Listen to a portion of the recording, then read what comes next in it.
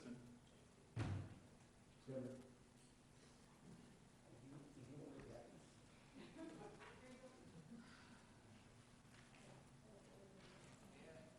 We're going to share the screen. Share the screen. Just the planning commission. Kimberly, share screen. I want to, thank you. I want to zoom in that right there too. I want to.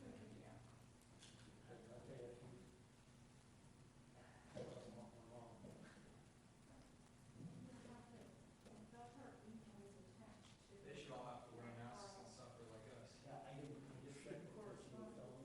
Mayor, I didn't get that time. I just looked, and she told me you got it, did she know that I'm looking at them? That didn't find me.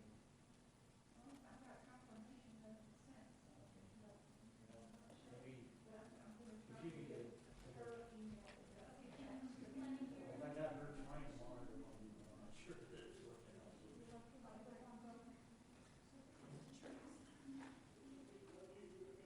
All right, would you guys let me know when we're going?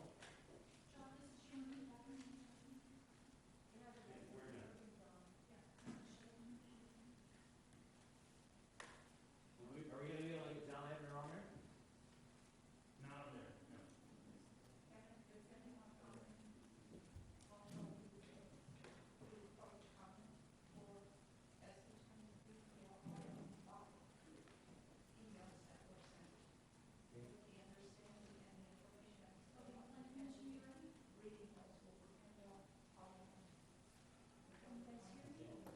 All right, then, so, we'll decide that after.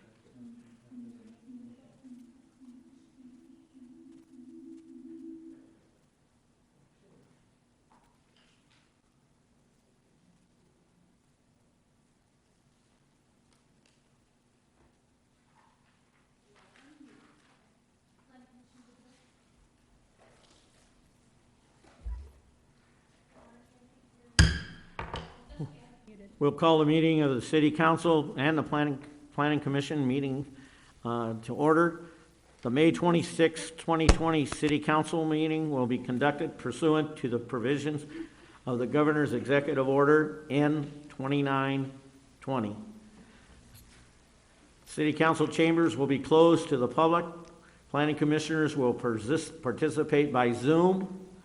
Pursuant to the Governor's Executive Order dated March 17, 2020, the City Council is authorized to hold meetings via teleconferencing and to make meetings accessible electronically to all members of the public seeking to observe and address the legislative body.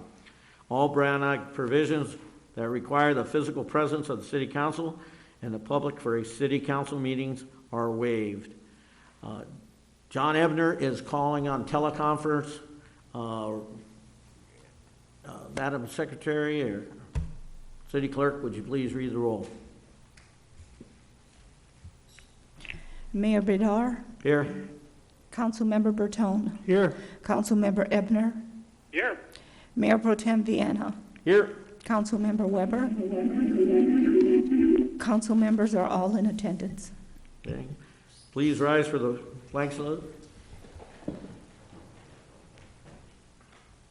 I pledge allegiance to the flag of the United States of America and to the republic for which it stands, one nation, under God, indivisible, with liberty and justice for all.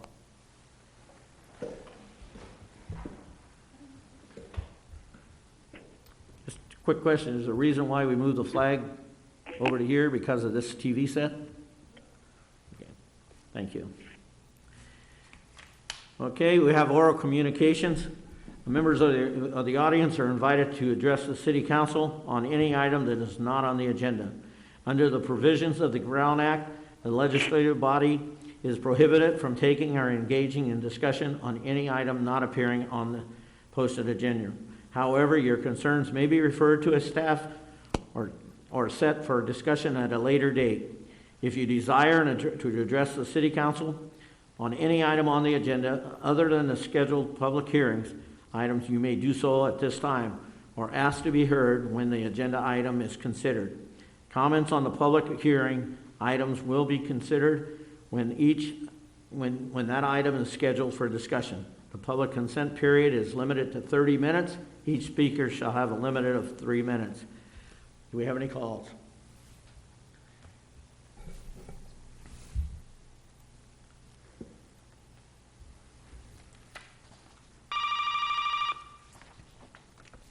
Thank you for calling. You're live.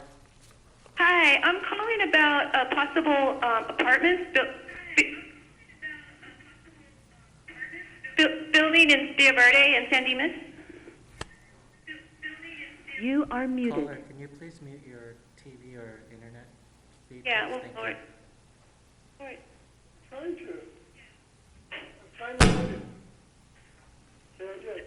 Okay, hi. Hi, welcome.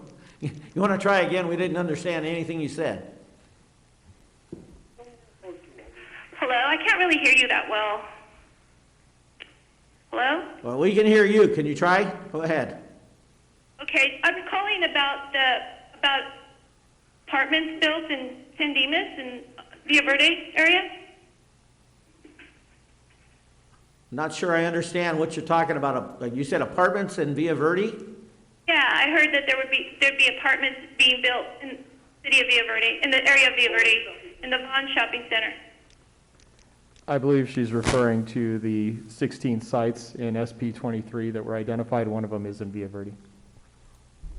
Okay, I'll go ahead and tell me what you want to say. We can't really respond back and forth, but as of this moment, there are no apartments being built in Villa Verde or right now any one of the 16 sites that have been identified. So that's the best I can tell you at this point. Yeah, well, we heard it was there was a possibility. I don't know. We saw it on social media. All I can tell you at this point, ma'am, that there are no apartment buildings approved in the Villa Verde area or any of the original or the 16 sites identified by the But Mayor, planning department. but of course, sorry, Mayor, the member of the public can provide any comments she has supporting or opposing apartments, though, if that's what she'd like to talk about. Yeah. Did you understand what the city attorney just said, ma'am? Hello? Well, Yeah, I hear you can speak either for it or against it, and we'll take note of that. okay, we're against it. We're against it. Yeah. Yes, we're against it. All It's right. hard to hear the conversation. So, Okay. You know what? If you would like to maybe tomorrow, you could call and speak to Brad McKinney or the city clerk, so they could get your information and be able to contact you back and let you know if anything was to go forward on this. okay, all right, I'll do that because I'm having a hard time with this conversation. Thank you. No, thank you. Do we have any others? Okay.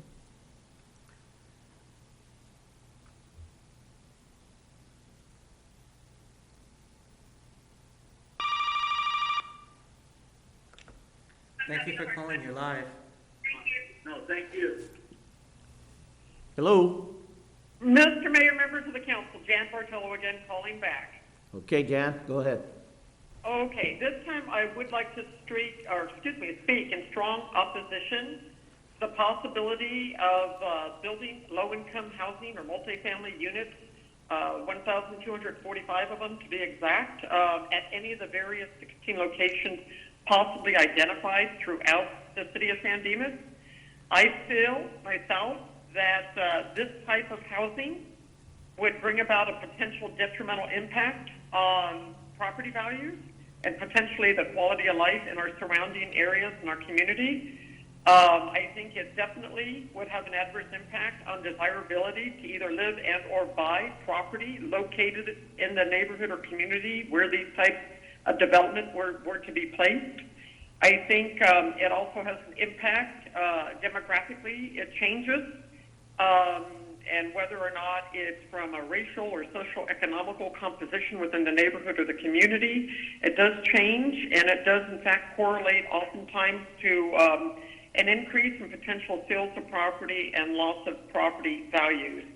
I would like to say that I believe the city zoning ordinances were set in place and for a reason to make sure that ill-advised decisions weren't implemented in terms of, commercial business or multifamily residential or whatever doesn't belong in R1 single-family residential dwelling, and to modify existing zoning ordinances to establish potential guidance, I guess, to use this land and put it for development of the multi-housing units, I think would be detrimental to the community in general.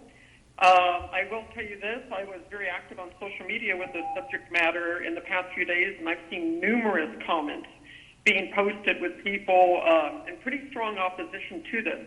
I understand the state is mandating it, and this isn't entirely, proposed by the city council by yourselves, but collectively I would like to ask the city council to take a stand, a united stand to preserve and protect our community, our existing zoning ordinances, and not give the ability to present this type of development of low-income multifamily housing density. And I think what the previous caller was referring to was the one reference was in regards to it looked like it might be the Vaughn shopping area, about 9-point-something acres. And, clearly the residents in this community use this, whether it's the market, the prescription, the pharmacy, whatever, and to possibly consider the destruction of that shopping center to create multifamily density, low-income housing would just not be something that I think a lot of people in this community would appreciate. All right. So if we All right, can Jan? request the city council, please take a strong stand as far as how the residents in this community feel on this subject. Okay, Jan, your time is up. Okay. Thank you. Thank you. Bye-bye. Do we have any more calls?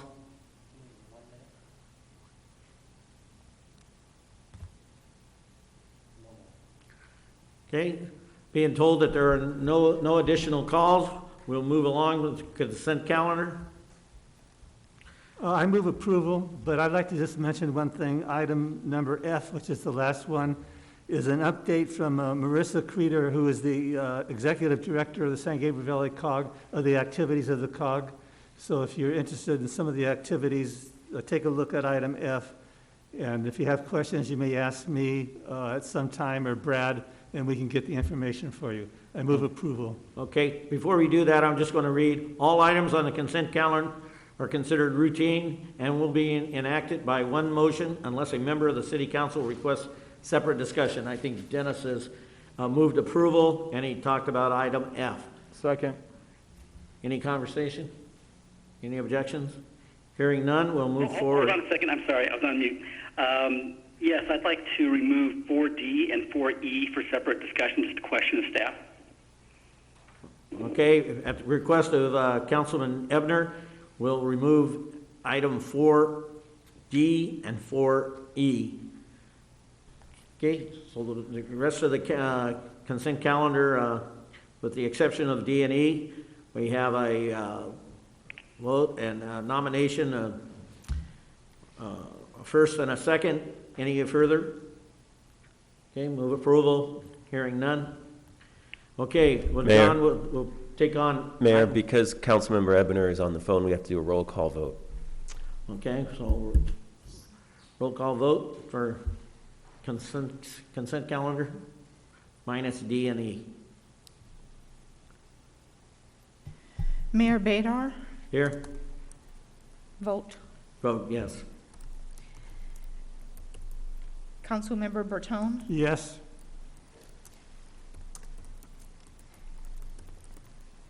Councilmember Ebner, Yes. Mayor Pro Tem Viana, Aye. Councilmember Weber. Okay, the conversation on item D. John? Yes, I had a question for staff on that one. So this involves a custodial maintenance contract, and I understand that the amount of the contract will be, it looks like it's going to be $55,000 a year, so that's a 50% increase in the contract over this year. I read the report, and staff can make any comments they want to, and it provide for additional services, but I had one question, and that's whether any of the, and I asked Brad Stewart about this earlier, so I'd like just to hear the answer publicly.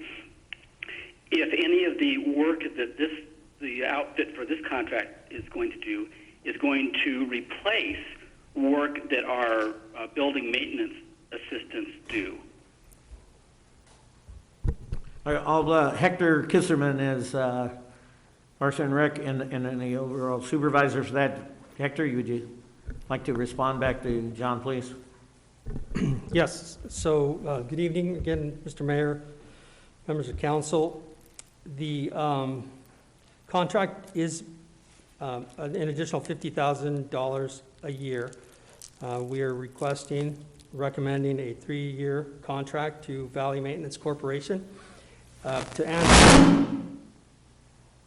answer Councilmember Ebner's question, no staff hours no existing staff hours are being replaced with this contract. The cost for the budget line item for building maintenance assistance is actually remaining flat, or there may be a slight deduction because typically we schedule enough hours to have roughly about 7 building maintenance assistants. However, filling those positions is extremely difficult because of the fact that the hours are very limited and they are not, a routine schedule. It could be, evening one day, morning the next. And so, and it's, in 2-hour increments here and there. So that's why those hours that are being taken away to then put that cost into, or those savings into the contract. So I guess to answer your question, Councilmember Ebner, no one has been furloughed or hours will be cut as a result of this. What's the net savings or cost then, Hector, on the, so the contracts, instead of like around $100,000, it's $154,000 or $155,000. And then you were mentioning that we're not replacing some building maintenance assistants, which is great. So where that we don't need, where are we? Are we saving money, or are we spending extra money, or what's the general feel you have for that? Yes. So it's almost it's a little more because I believe the cost in the building maintenance assistance was about $35,000 or maybe $40,000 from $135,000 to $95,000 a year. So and the new contract is an additional $54,000, but that is because of additional services that they are providing. Through this COVID-19 pandemic, we have had to pay closer attention to disinfecting our buildings, facilities, and this contract would do that. In addition, the contractor that is currently here working for the city has had several deficiency issues where they're not abiding to or adhering to their contract, and so it was an opportunity for us to also revise the current specifications and scope of services that had not been done for over 15 years. So we've added a few more things. For example, rather than a BMA going out and closing the restrooms, the restroom will be closed, locked 7 days a week by the contractor who also will perform the cleaning. So the next morning, it'll just be opened by our staff and the restrooms will be clean, as opposed to going out in the morning to clean them. So we gained some advantages there. There will also be a day porter at the senior center to serve that building because with our programs, once we get back into the programs there with the senior services, it's important that we maintain those facilities extra clean. So there is a day porter who will be there most of the day, 8 hours a day, to attend to the needs of that building. So that's where the increases in costs come from. Okay, that's great. Thanks, Hector. I had a question about the next one, too, for E. E. And, yeah, E, that's about the multi-use trail maintenance, or repair, actually. So that's in this year's budget for $100,000. It's coming in at $91,000 for the contract that we're going to vote on. I was just wondering, though, with all of the discussion about the budget, where certain things are being cut, others are not being cut, that this close to the end of the budget year, even though it's in this year's budget, it seems that we should discuss it along with all of the other things we're deciding to spend money on or not spend money on. So I question the timing of this contract. Hector, you want to respond to that? So, yes, the contract this was a budgeted amount and considered to be one of the things that took priority last year when we slated funding for the specific projects that we have. If you look at your page 2 of the report, you can see the conditions of the trail as they currently are. This is near the Sycamore Canyon Equestrian Center. And so this erosion that is depicted is an ongoing issue after every rain. So by not doing this, we are just incurring more and more maintenance costs to have to go up there and replace the soil that gets eroded. That also is problematic as far as meeting NPDES regulations, because we have debris going into storm drains or potentially going down into the storm drains. Thank you, and I understand that. So I'd like to vote separately on these two issues. I can support the building maintenance contract. I think that's a good one, and it's not really a change in the amount of money. However, the almost $100,000 for this one, I think it's necessary.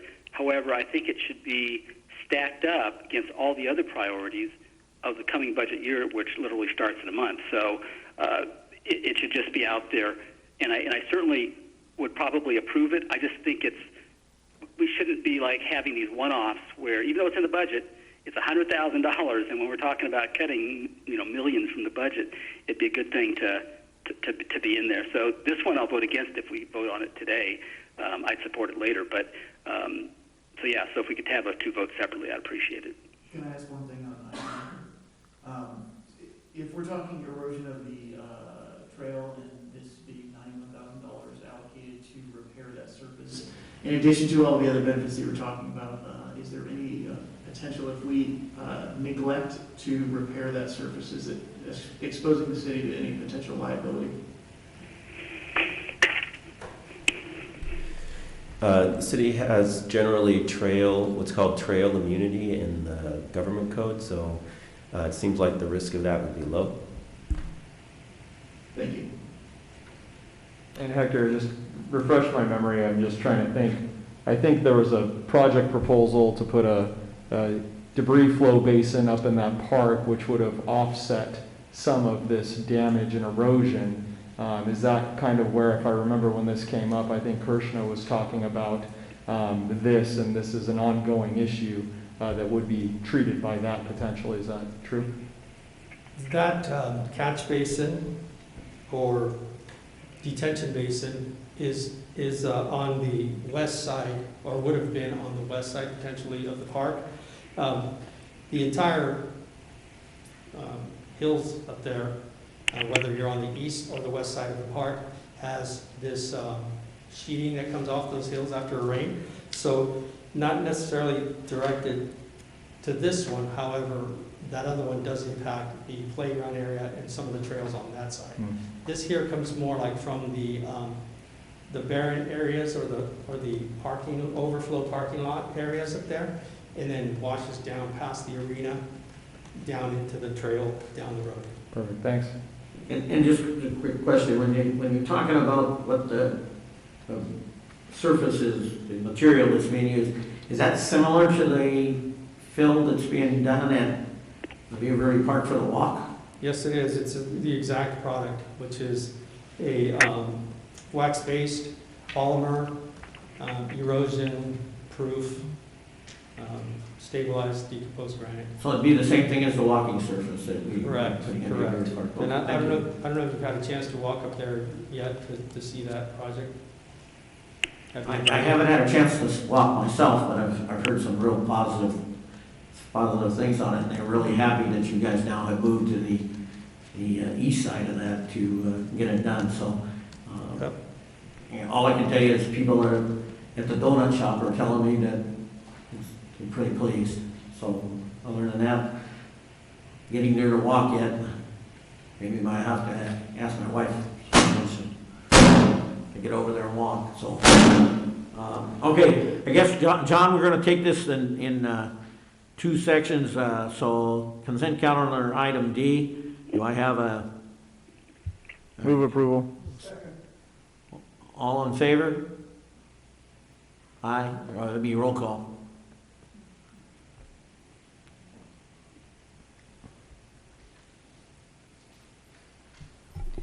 Mayor Badar, Yes.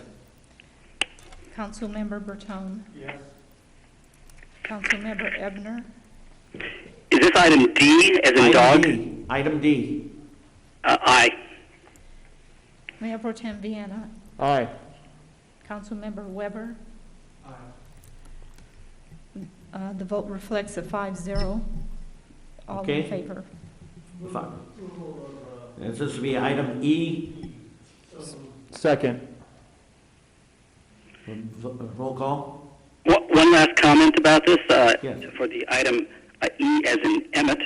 I am not against the project. I think it's a great project, but I don't think it's good policy to be doing one at a time like this, since it's so close to the budget that we just have such consternation, and Hector has cut $1.6 million out of his desired budget to meet the emergency budget. I think we should just throw that into the mix as well. But anyway, that's enough said, and I will be voting no. Hector, just so I'm clear, this was already in the budget though, correct? Thank you. It doesn't matter whether it's in the budget or not, because it would just add $100,000 to our reserve, and then we could have that money to spend in the next budget. We should be Well, looking John, at the I whole don't budget disagree with not picking and individual choosing items. projects, but I mean, this was in the budget. If we want to pick and choose, we should stop everything and let's just go into it. I mean, this was budgeted. We should stay true to what we committed to the community. Okay. Anybody else have any comments? Roll call. Mayor Badar, Yes. Councilmember Bertone, Yes. Mayor Pro Tem, Councilmember Ebner, No, thanks for the promotion. Mayor Pro Tem Vienna, Aye. Councilmember Weber. Aye. The motion passes with a 4-1 vote, with Councilmember Ebner voting no. So that'll be the end of the consent calendar. Public hearings. Public hearing regarding open space maintenance District 1 Boulevard and the adoption of the resolution of confirming the assessment. Staff? Mayor, City Council, I call on Parks and Rec Director Hector Christman to present this item.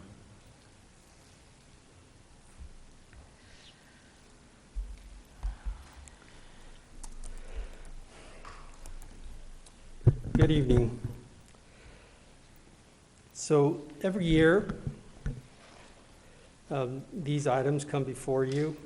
The city does still have 2 landscape maintenance assessment districts known as Boulevard as well as Northwoods. On April 28th, 2020, the City Council adopted Resolution Number 2020-22, approving the engineer's report and declaring its intention to levy and collect an assessment for fiscal year 2021 for Open Space Maintenance District Number 1, Tract 32818 Boulevard, and set a public hearing for today, May 26, 2020. The engineer's report was prepared with the scope of work to include general maintenance, landscape maintenance, tree trimming, water, and electricity. No increase is proposed in the assessment rate. The 2019-2020 assessment rate was $532.58 per parcel, and the rate proposed for this coming year, 2020-2021, will remain the same at $532.58. A notice of the public hearing was published and mailed to each property owner within the district. Tonight, staff is recommending that the City Council, 1, conduct a public hearing on the proposed assessment rates for Open Space Maintenance District Number 1, Boulevard, and at the conclusion of the public hearing, the City Council may adopt the resolution confirming the diagram and assessment for fiscal year 2021 for Open Space Maintenance District Number 1, Boulevard.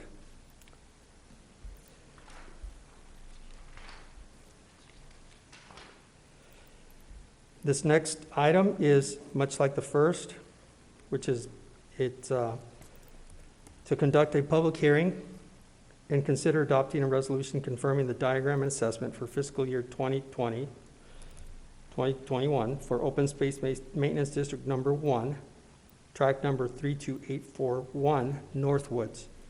The case is the same here. The assessments will not increase. They will remain the same as this year at $898.42 per parcel. Notice was sent in the mail to these residents, and staff recommends that the City Council, 1, conduct public hearing on the proposed assessment rate for Open Space Maintenance District Number 1, tract number 32841 Northwoods, and then at the conclusion of this public hearing that the council adopt the resolution confirming the diagram and assessment for fiscal year 2020-2021 for this Open Space Maintenance District, tract number 32841 Northwoods. That concludes my report, and can answer any questions if there are any. Nearly open up the public hearing. Anybody have any questions of Hector? No, I think it's fantastic that we were able to keep the price the same over these years. Okay, thank you. John, do you have anything to ask of Hector on this? Nope, thanks. Okay, it'll open up the public hearing. Do we have any calls? Mayor, just to be clear, this is the public hearing on both of the items. Right. No calls? Okay, we should take each vote separately. Okay, so could you go ahead and read the resolution by title? Resolution 2020-28. Resolution 2028, a resolution of the City Council of the City of San Dimas, County of Los Angeles, confirming the diagram and assessment for fiscal year 2020 through 2021 for Open Space Maintenance District Number 1, tract 32818 Boulevard. Move approval, waive further reading. Second. Have a roll call vote?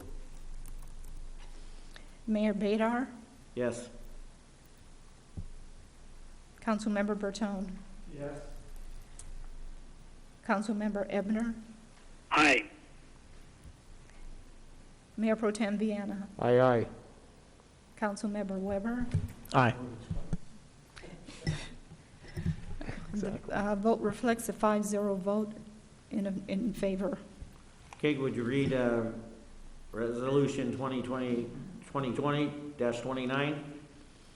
Resolution 2020-29, a resolution of the City Council of the City of San Dimas, County of Los Angeles, confirming the diagram and assessment for fiscal year 2020-2021 for Open Space Maintenance District Number 1, Annexation Number 3, Tract 32841, Northwoods.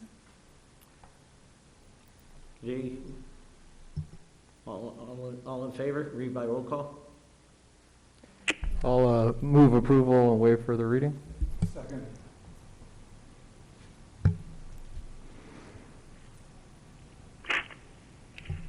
Mayor Badar, Yes. Councilmember Bertone, Yes. Councilmember Ebner, Aye. Mayor Pro Tem Viana, Aye. Councilmember Weber. Aye. That passes by a 5-0 vote. Okay, we'll move on to other business. Annual approval of Public Education and Governmental Access Channel, PEG, fee. Mr. Mayor, City Council, I call on Michael O'Brien, our Administrative Services Manager, to present the item. Good evening, Mayor and excuse me. Good evening, Mayor and Council. Michael O'Brien, Administrative Services Manager. In September of 2006, the Digital Infrastructure and Video Competition Act of 2006 went into effect, which allowed video service providers to obtain a state-issued franchise to provide video services in a local community. In October 2008, the City Council adopted Ordinance 1183, establishing San Dimas rights under DIVCA, and that allowed the city to adopt an up to 1% PEG fee to be paid by all video subscribers to fund public access. This fee is only opposed to video subscribers who have a PEG channel available to them, and residents who do not subscribe to Frontier or Spectrum Communications and therefore do not have the channel available to them are not impacted by the fee. So basically this goes to pay for the services to run the channel. Currently, the contract is budgeted to be around $89,554.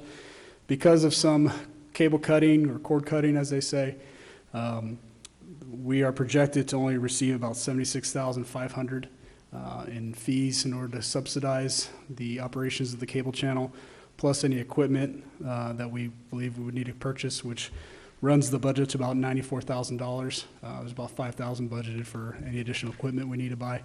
In this 1920 year, we did include purchase of some high definition equipment to help increase the quality of the streaming service. We are having issues with enhancing the cable's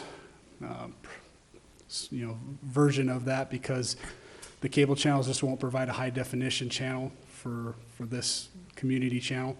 So it's kind of limited our ability to really enhance that channel. But basically this will just make sure that we can continue to have the funds to operate this channel. And without it, it makes doing any enhancements just basically impossible. So with that, I recommend that we approve the 1% PEG fee and continue that assessment. It should be stressed that this only applies to people that have cable television, right? Correct. So if you don't have cable, then you're not charged this fee.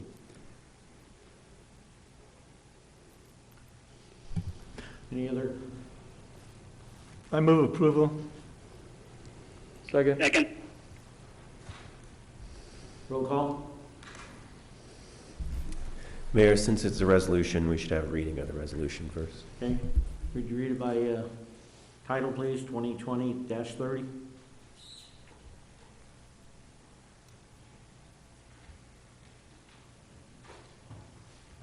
Resolution 2020-30, a resolution of the City Council of the City of San Dimas, County of Los Angeles, setting the public access fee for fiscal year 2020-2021 to be used for PEG purposes.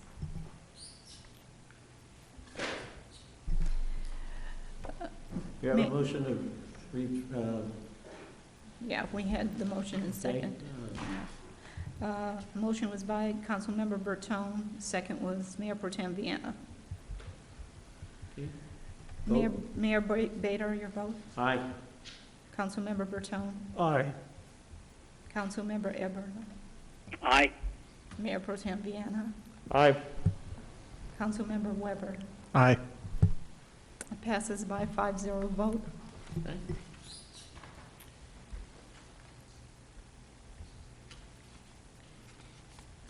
All right, we'll move forward to, first question is the air conditioning on in this room?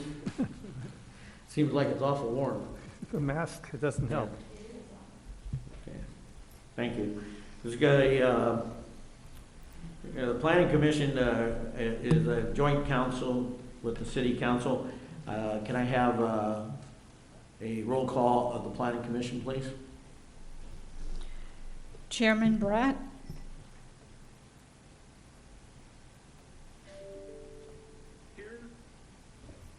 Vice Chair Davis?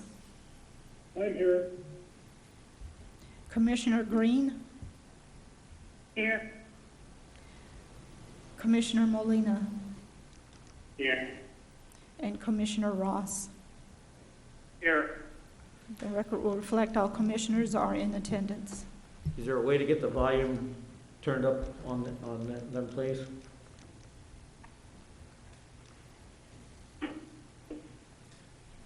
Okay. Can I have a report, I guess, Marco? Yes. Good evening.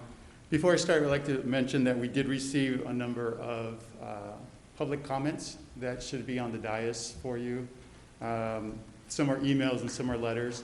Those were also emailed to the planning commissioners and Councilman Ebner for his review also. So I'll go ahead and start with my presentation. So on March 10th, 2020, we had a joint study session held with the Planning Commission and the City Council to discuss the status of the moratorium for SB 23 and to review what we had received, to get direction from both parties on the next step of the process. At the study session, staff presented an overview of the work that had been performed previously. We also discussed the outcome of the survey that had been conducted, as well as the results of the community meetings that we had had previously. At the meeting, and we also discussed what the outcomes were of the different meetings with the different property owners of SP 23.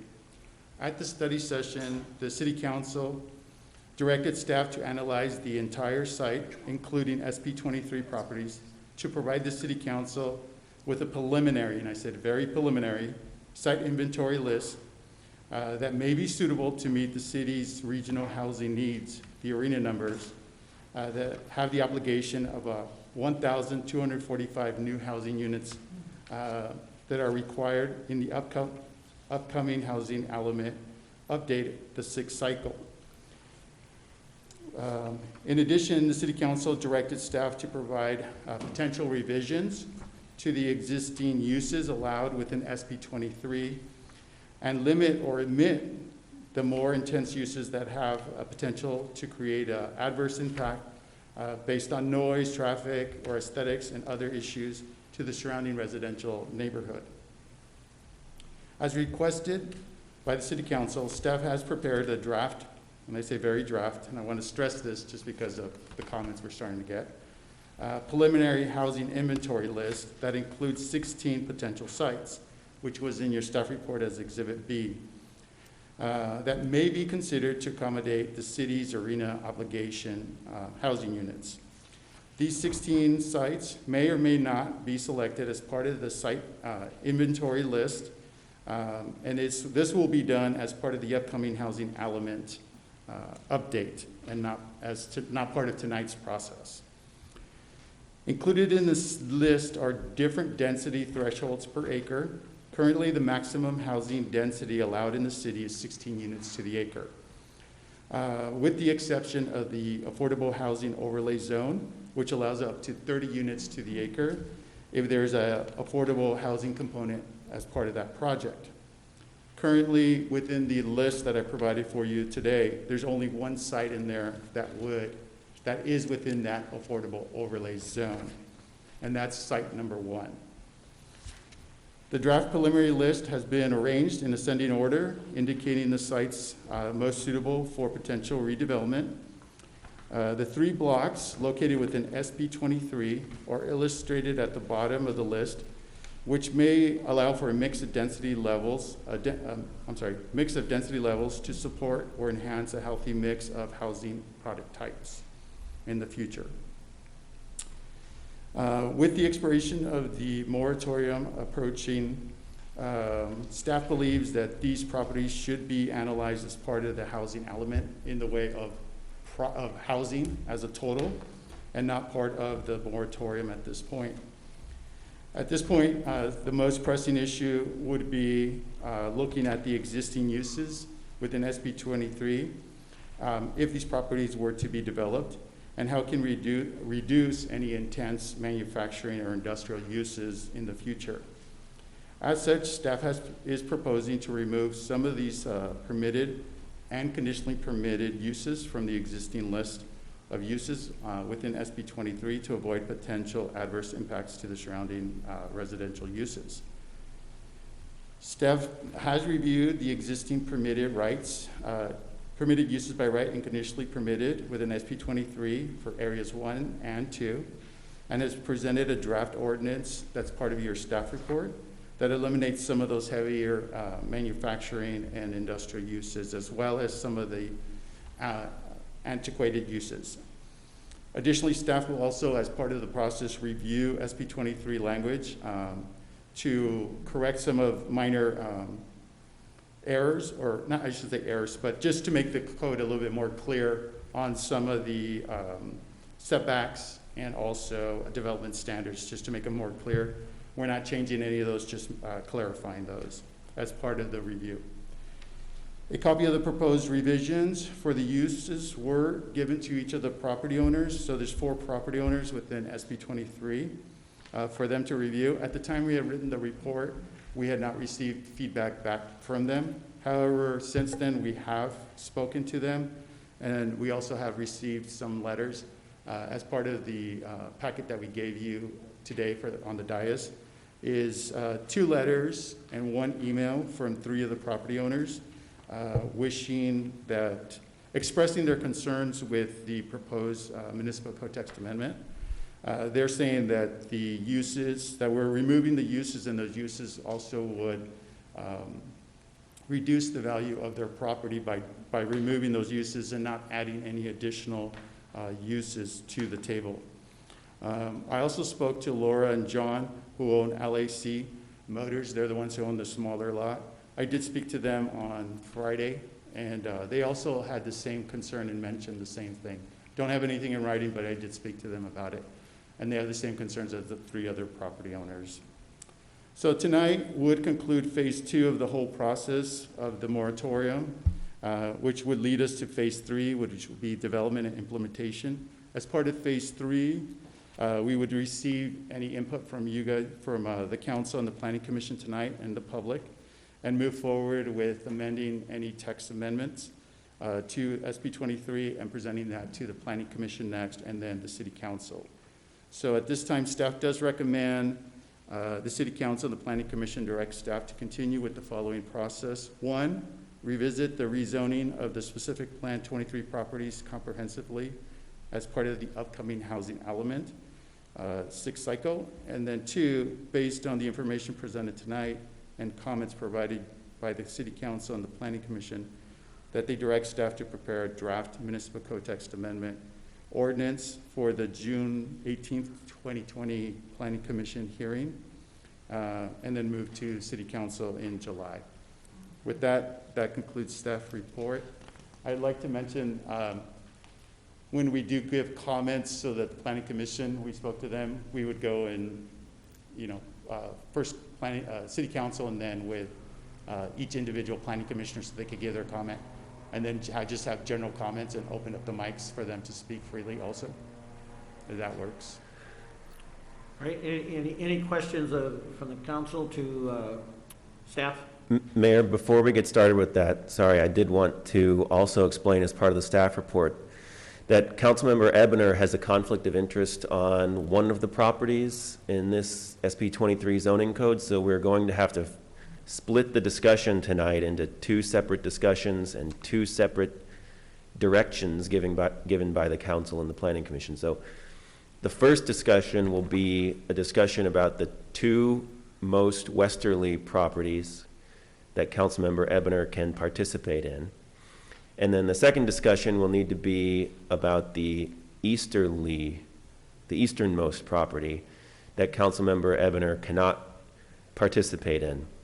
Councilmember Ebner is already not in the room, so I would just ask him that in the discussion about the easterly property that he not participate in that discussion. Jeff, I have a quick question for you on that. Yes. So I understand what you're saying. Some of the questions I have or decisions we're going to be talking about deal with the housing element and sites that are available for the higher density.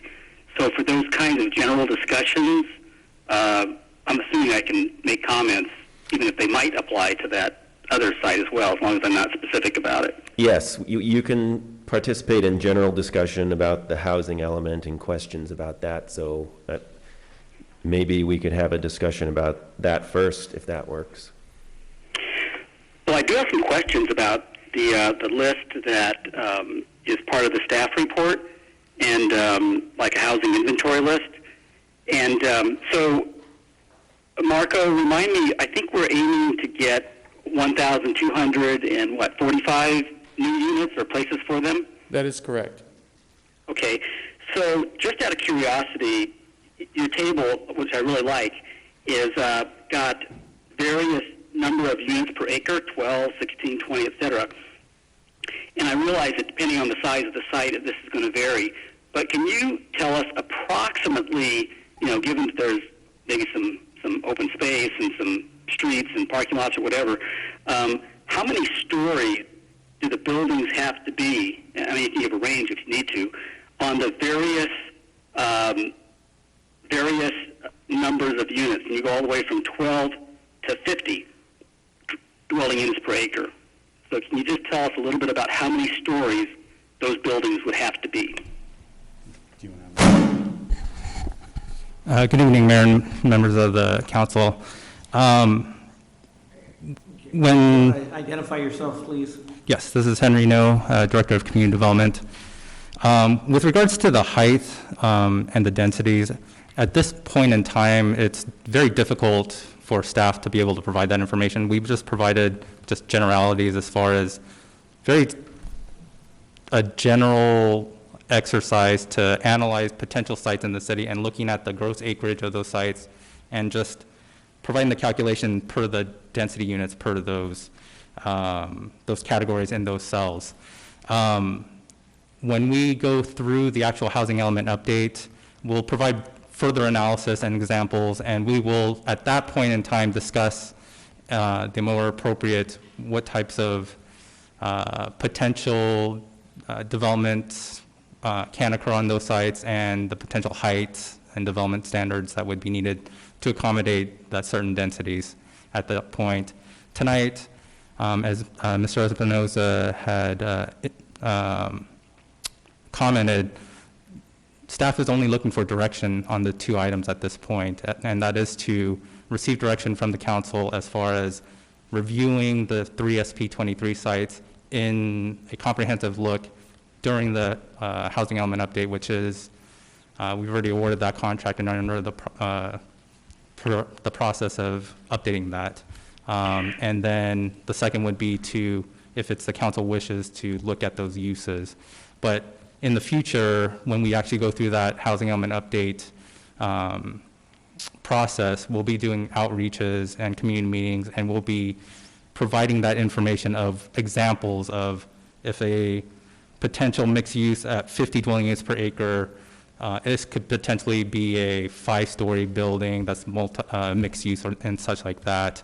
I think that's an appropriate time to have those discussions. At this point, staff didn't look at what those potential impacts would be. Thanks for that, Henry. I would say that if we're going to be deciding or directing what the general direction, and we're talking about 5 council members and 5 planning commissioners, of course, if we're going to be directing what's going to be happening on the Euclid and Acacia properties, so those are number 15 and 16 on the list, it'd be good for the council to know, and the planning commissioners, about what we're talking about. So let's just take that second column, which is 16 units per acre, and the third column, which is 20. It looks like we can get our number 1245 if every single one was the same, which obviously it wouldn't be, but with about 17 or so dwelling units per acre. With that in mind, and in view of the discussion and direction we have to give for the specific Plan 3 properties I can participate in, those number of units, so probably about 55 and 58 or something like that, about what would those projects look like so we can make an informed decision. I guess there needs to be clarification and then further direction if that's the council wishes in a future meeting. Previously in our community meetings, we did give and study sessions to the council. We gave what some potential examples could be for different products, just photographic examples. This process, the direction that we're requesting tonight isn't for analysis of actually selecting these sites. We're just requesting that the SP23 sites be analyzed during the housing element update. We're not asking for any of these sites that are located in the staff report to be included in that. We will analyze the entire city as a whole during the upcoming housing element update. We're just asking that the council provide direction to staff to analyzing the SP23 sites during the upcoming housing element updates, and we're not asking for direction of including any of these sites at any of these densities at this time. Hector, if I remember right, this list came out of the fact that there was a big group of members of the community that were very passionate about these three particular sites. And if I recall, I think council asked staff to go out and survey the city for where we would potentially look to put this inventory and bring that back for consideration. Is that where we're at right now? Correct. And that's the direction that we received from council at the last study session, was just to give a brief analysis of what potential sites could be included, not that these specific sites are included, but where in the city, citywide. Right, what were the options? Correct. Okay. And this is just a general, like I said, a general practice exercise that the planning department had analyzed. We looked at just generally what's surrounding, if it's underutilized, access, and most importantly, the lot sizes and the density at these particular categories could potentially, what those dwelling units per each site could accommodate. So at this point, you know, we're not, you're just looking for some direction at this point. Correct. Because I don't really think this is a real fair process to be able to get the community involvement in this thing. So correct. Tell me, you know, where we stand time-wise, because I'd like to be able to have, you know, more input from the community versus, you know, them calling in and this type of information, but that's just me. I don't, yeah. Are you looking for, you're not looking for some direction as far as a vote on what's going on here, right? Correct. At this point, we're not looking for any decisions to be made tonight. We are just asking for direction from the city council.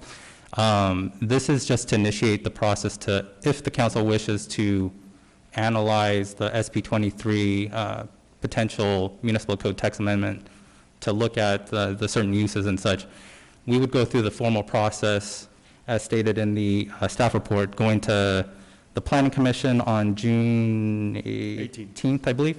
And then following that will be a city council hearing for 2 readings if there is a potential municipal code text amendment with an ordinance associated with that. So we would have additional 3 public hearings to hear from the public at that point. At this point, staff just provided what the city council had requested, and this is just a quick blush for potential inventory sites to accommodate those RENA obligations within the entire city. And then if the council wishes to go through and finish the moratorium process prior to its expiration in September, and it has to be adopted and in place by October, I believe. So this will finish that process to its completion if that's the wish of the council, but there'll be 3 more opportunities for the public to provide. Okay, is there any further questions from the council? Because I think we need to also include the planning commission if they have any further any questions. Yes, I just had, so thanks, Henry, for clarifying that. So I think what you're saying is that if there are additional sites that are somehow brought to our attention, because I know there were some in our email, and I thought of another one today, but it's like, so you're saying these are just some sites, it's not really a comprehensive list, you're still looking and open to suggestions, and then you'll evaluate all at some future date. That's correct. When we actually go through the formal housing element update process, and that's going to be about a 1.5-year process. So we're going to have a number of outreaches to the public, and then presentations to the City Council and Planning Commission for an in-depth look at what those sites are once we select those, and then we'll provide that information to the city council as well as the planning commission at that appropriate time. At this point in time, we didn't do any analysis as far as potential impacts and looking at heights, and that was not part of the exercise. It was strictly looking at potential sites that may be suitable for the potential rezoning to accommodate the city's obligation for marina requirements. Okay, that sounds good, and I'll just have some comments about it during the comment period for the council. But maybe while the public is speaking, you could just get, just from your experience, general ideas, at least 2 or 3 of those columns at one extreme or the other in the middle, of about how many stories they would be. I mean, obviously 50 units per acre aren't going to fit on one story, so you've got to have some kind of idea based on your experience. So that's all I would ask until we speak again at the end of the public comment.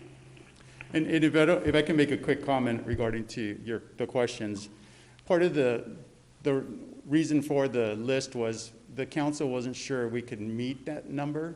So we wanted to be able to show that you can meet that number, and then based on different density levels. So that way you can say, like, one property would be at 20 units to the acre, another one might be at 30 units, and then when you combine all those numbers, you get that 1425 number, or I'm sorry, 1245 number. So we just wanted to show that yes, it is possible. Then that way you can potentially eliminate site number 14, 15, and 16 if needed, or that you understand that it doesn't need to be a very high density number for housing there, because you might not need it as part of your arena number. Okay. Thanks, Marco. Sure. Thank you. Any other questions?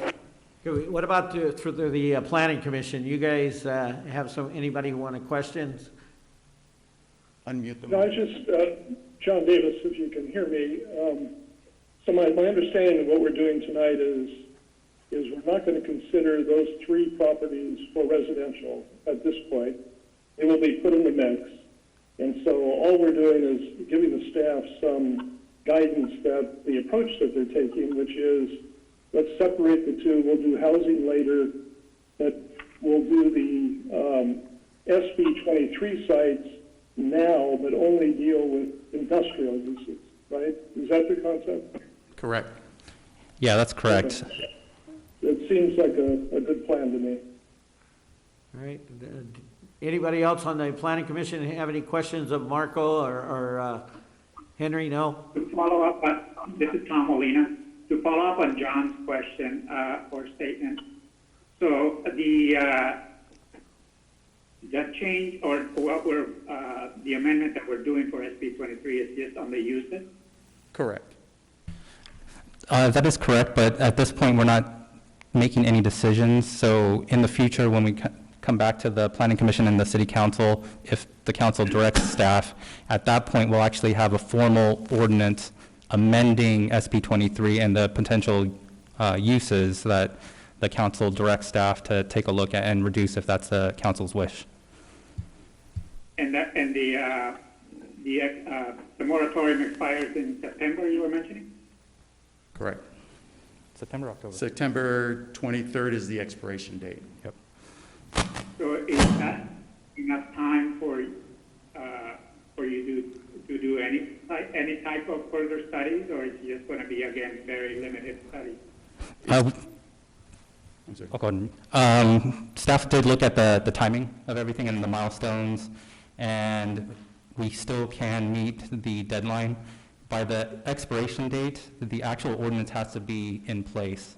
So that means the first and second reading from the city council has to take place, as well as the 30-day timeframe before the ordinance is in place after the second reading. And when staff looked at this exercise, we still can meet this timeline, and that was kind of provided to the city council as well as the public in that tentative public hearing dates. So with that, we can still meet it. It's very tight, obviously, with unfortunately the pandemic and everything kind of coming to a halt, but we still were in the process of reviewing the items, and we can still meet all the public hearing requirements if the council wishes to. Okay. Okay, thanks. That's all I had. This is Dave Bratt. Quick question. If we were to remove or lift the moratorium in combination with the changes you've suggested in the text amendment, would that foreclose us against using that property to meet the housing element? No, that wouldn't. The SB 23 Municipal Code Text Amendment is a separate process than the housing. We are recommending to the council that we actually review and analyze SB 23 comprehensively during the housing element update. So we're not taking it off, or we're not including the sites at this point, or any of the 16 sites that staff has included. We're just we're providing that information that it could be met. If I heard correctly, Chairman Bratt was asking if we lifted the moratorium at this point. Everything that's currently present in the SP 23 Development Code would pertain to any future proposal. So at this point in time, the permitted uses such as the warehouse, distribution facility that was provided to staff conceptually, we would take a look at that. We would have to accept it, and it's a permitted use at this point in time. Staff, even though we go through the process, go through the development code process, and even if we required a conditional use permit for that use, it would be a difficult practice to see how we can deny a project if it's a permitted use at this point in time. In general, if the SB 23 sites were just part of the general zoning, so the light industrial zoning for the entire city, we have a little more discretion as far as looking at the surrounding communities for the impacts of certain uses, because you can't plan for the entire city and each scenario of what those impacts can be. But SB 23 is specific to these sites. So these 3 sites, and they're described as permitted uses and conditionally permitted uses, and one of the permitted uses that staff has mentioned in the staff report and is looking to delete, if it's the council's direction, is to delete the industrial warehouse if that's not something that the city council believes is a compatible use for these 3 sites. Even though we have an entitlement process, those permitted by right uses are just that fact. It's permitted by right. Even if they're conditionally permitted, typically through that process, you're just putting conditions on a project to help minimize those impacts. And looking at trying to minimize an impact of a distribution facility, I don't know how we could condition a project to minimize those impacts of traffic, noise, aesthetic impacts. Those are pretty much all development standards that are already looked at within the specific plan. So that's why we want to go through that exercise of what are the more impactful uses currently that's permitted or conditionally permitted within SB 23, and then come back to the Planning Commission and City Council during the formal public hearing process to provide what our recommendations are for the council's consideration and decision. Okay. All right, any further questions from the Planning Commission? This is Margie Green. Yes, I do think we need to proceed and get more information, follow up on what has been started, and have a formal presentation later with more information. I need more information. So it's time to follow up on it and keep going. End of comment. Okay, any additional comments? Yeah, Henry, when we started this, when did we start all this, the moratorium? Right before you got here. Like 6-7 months ago. I don't remember the. Yeah, it would have been the end of September 2019. September, correct. All right, so we're now past 6 months. Yes. Safely past 6 months. And then Henry, you said we would be looking at this regardless of whether we lifted it or not. We'd be looking at it when you move forward with the housing element, specifically 23. So the SB 23 sites for the housing element, that would just be pertaining to the actual potential rezoning for housing. But the SB 23 moratorium for the municipal tax amendment is specifically looking at the uses currently allowed in our development code.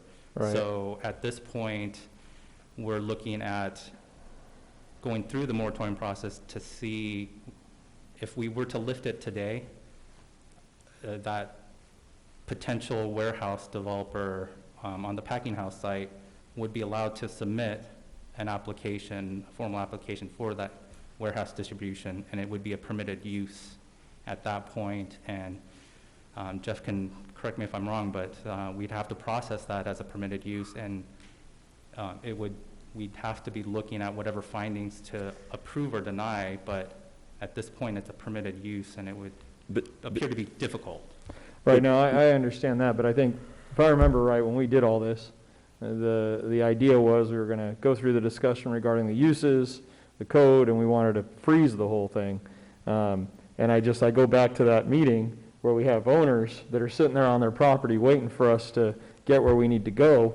And as far as I can tell, those owners are willing to discuss with the city and work with the city as it relates to potential residential uses in the future.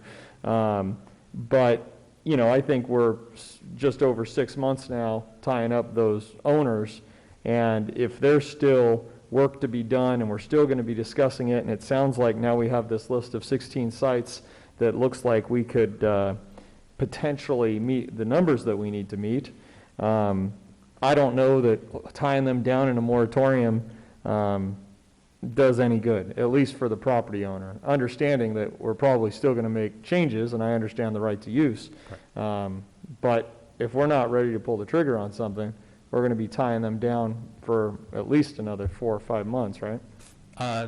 So a quick clarification. Mm-hmm. Once we end the moratorium, and if there's no amendments made, then we're not delaying that at this point. A potential project could come in at any point after the moratorium is lifted and submit a project based on whatever's permitted or conditionally permitted at this point. The housing element update doesn't freeze any potential proposal at this point. All it is doing is looking at what the potential is for meeting those RHNA and housing obligations. And it doesn't freeze or any of the sites in the city. We're just analyzing what sites in the city could accommodate this increase in density. And Mayor Pro Tem, just to add to that, the basis of the whole thing was to look at all the uses, see if we could reduce some uses that were more intense. We were looking at housing, that came up as part of the overall discussion. But because of the COVID and not being able to have meetings during phase 2, we had to kind of remove housing away from that and move it over to the housing element portion of that process because we wouldn't have enough time.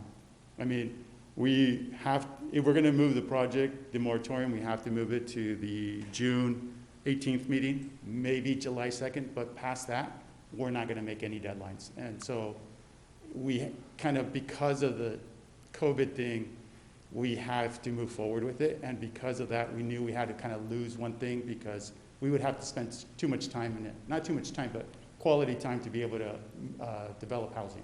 No, I understand that, and Okay.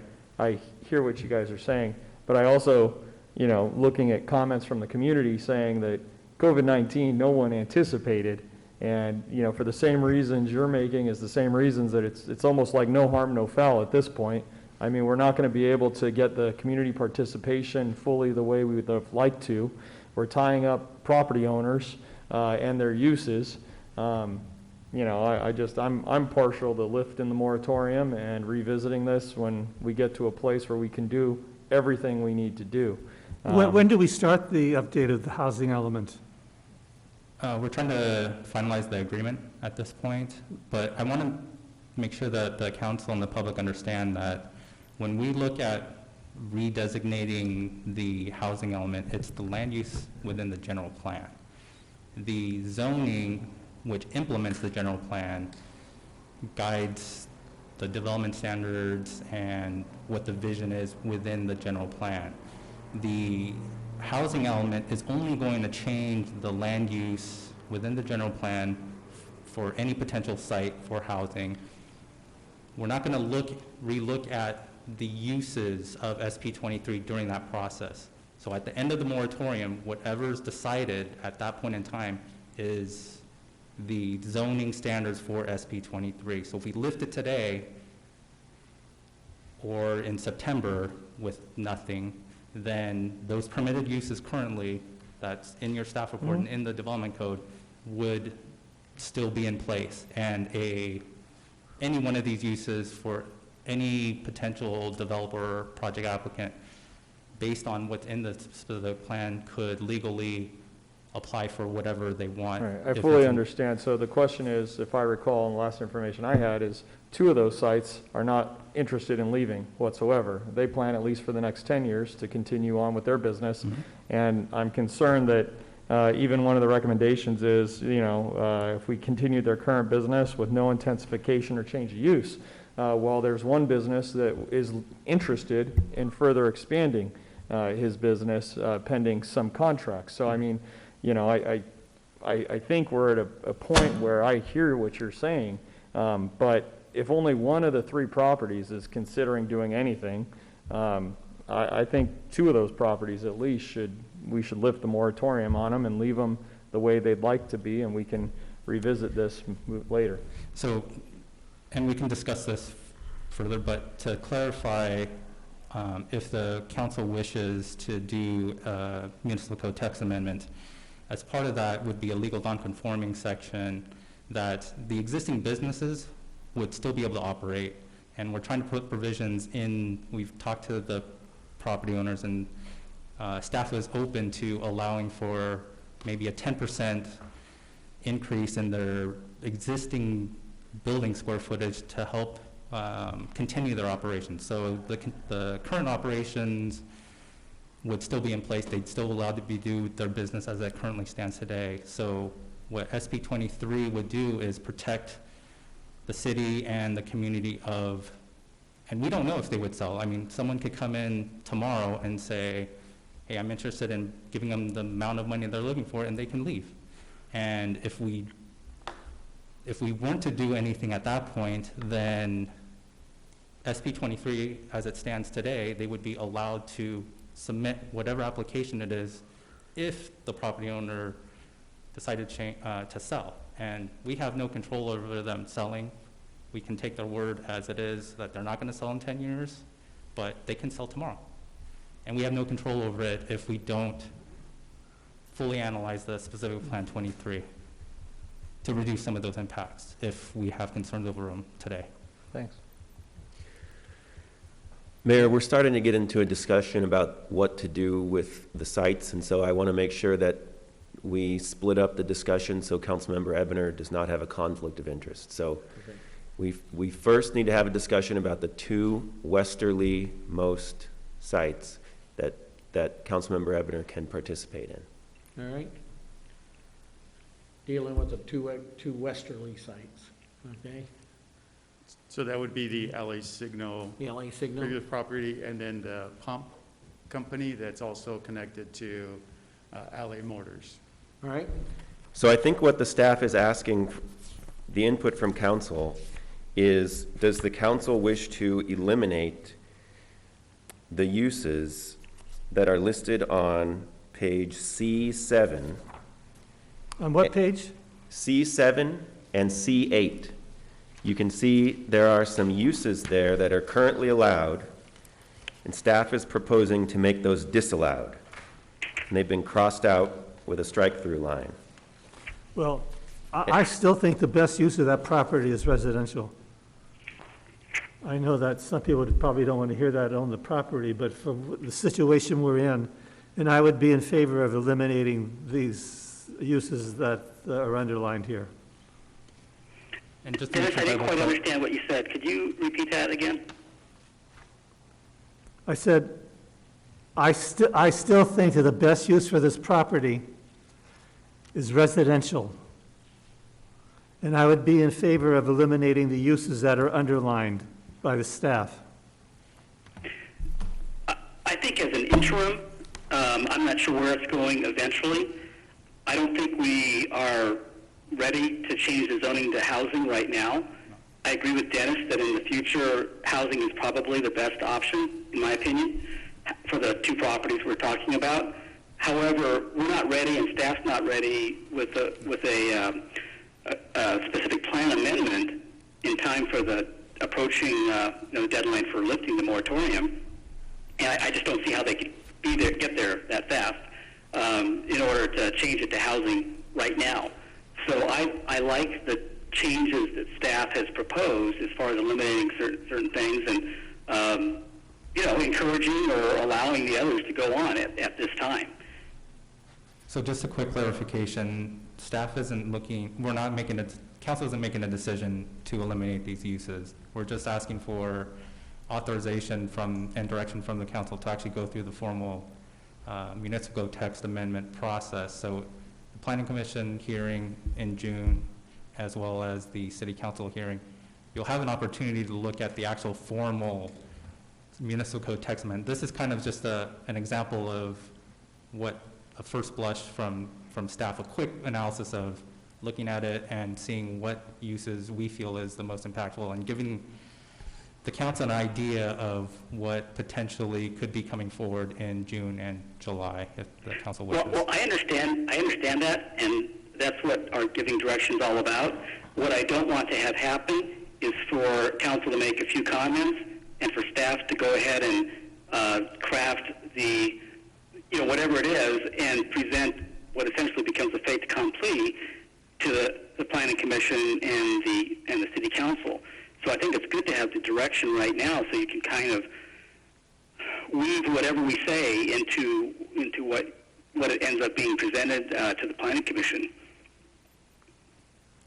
Yeah, and we can take we want the comments if council has it at this point of they agree with certain deletions in the municipal code text amendment that we have provided in the staff report. If you want to provide that direction to staff, we can further analyze and make sure that it's part of our actual formal municipal code text amendment. I personally like that. The only comment I would make, just sort of a general comment, is that there was under the conditional use permit portion, and I think you might have added that, because it's in blue on page C8. I think that time is midnight to 6 a.m., like not requiring a CUP if somebody's working at these uses until midnight. I think that should be pulled back a little bit, maybe to 10 o'clock. That's kind of typically what we have in other zones. I know we've gone through, whether it's a fitness center or other things, they're operating near a neighborhood. 10 o'clock is usually the time that we say, you can't go past that without a CUP. And we can take that into consideration. Staff included that time frame because I believe it's consistent with the current noise ordinance, and it gave that time frame, I believe. And it restricts it kind of more strictly based on noise analysis. All right. Any further discussion? Are you going to have the public call in, Emmett, if they want to? Yes. Okay, thanks. I'll just add that I really have an issue with the moratorium continuing, obviously. I think that without being in a position to really move forward in a meaningful way, we're almost diminishing the use of the property for the existing property owners. And I think we're beyond that time that we told them we would hope to take, to be able to accomplish what we were setting out to do to evaluate it, all while we're amidst a significant event in the world tying up these properties for these owners. So,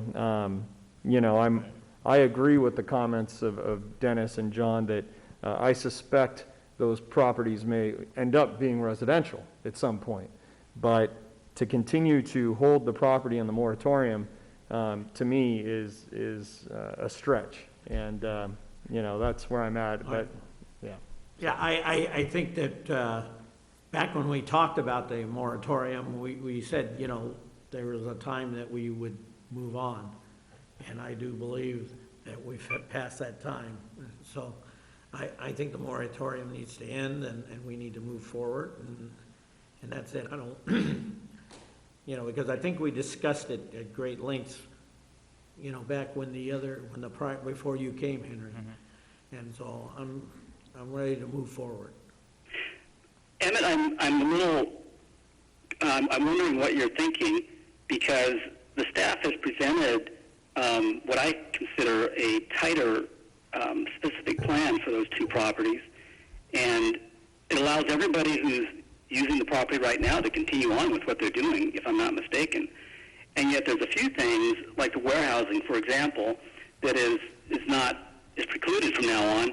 And I'm trying to wonder, are you open to, like, if LA Signal decided to want to go for warehousing with driveways emptying out onto 2nd Street or Euclid right there?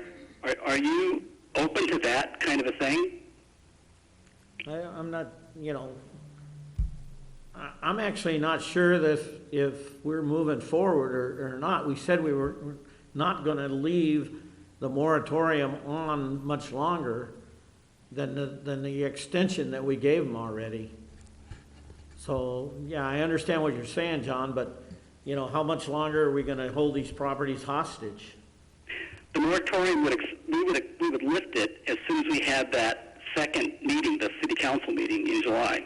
So it is a month and a half away, but I think we could all hold tight and get a better plan for the existing uses.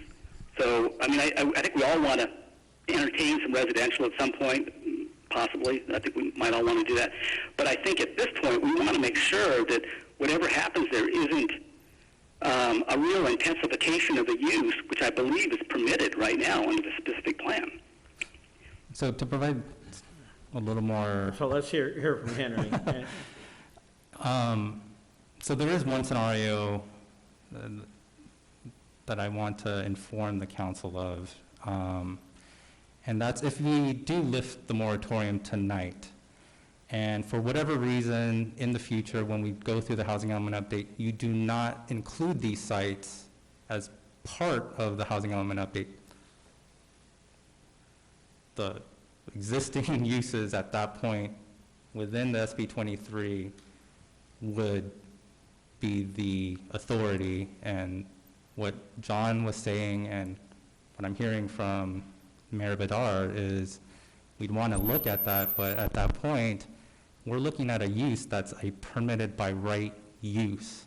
And Jeff can correct me if I'm wrong, our city attorney, but when a city analyzes a permitted by right use and we're actually looking at denying a project, we have to have specific extraordinary circumstances that the city needs to find to deny a project that is a permitted by right use. To me, in my professional opinion, the specific Plan 23 makes it a lot more difficult on the city's end, potentially because it's specifically looking already at the 3 sites and should be looking at the surrounding community.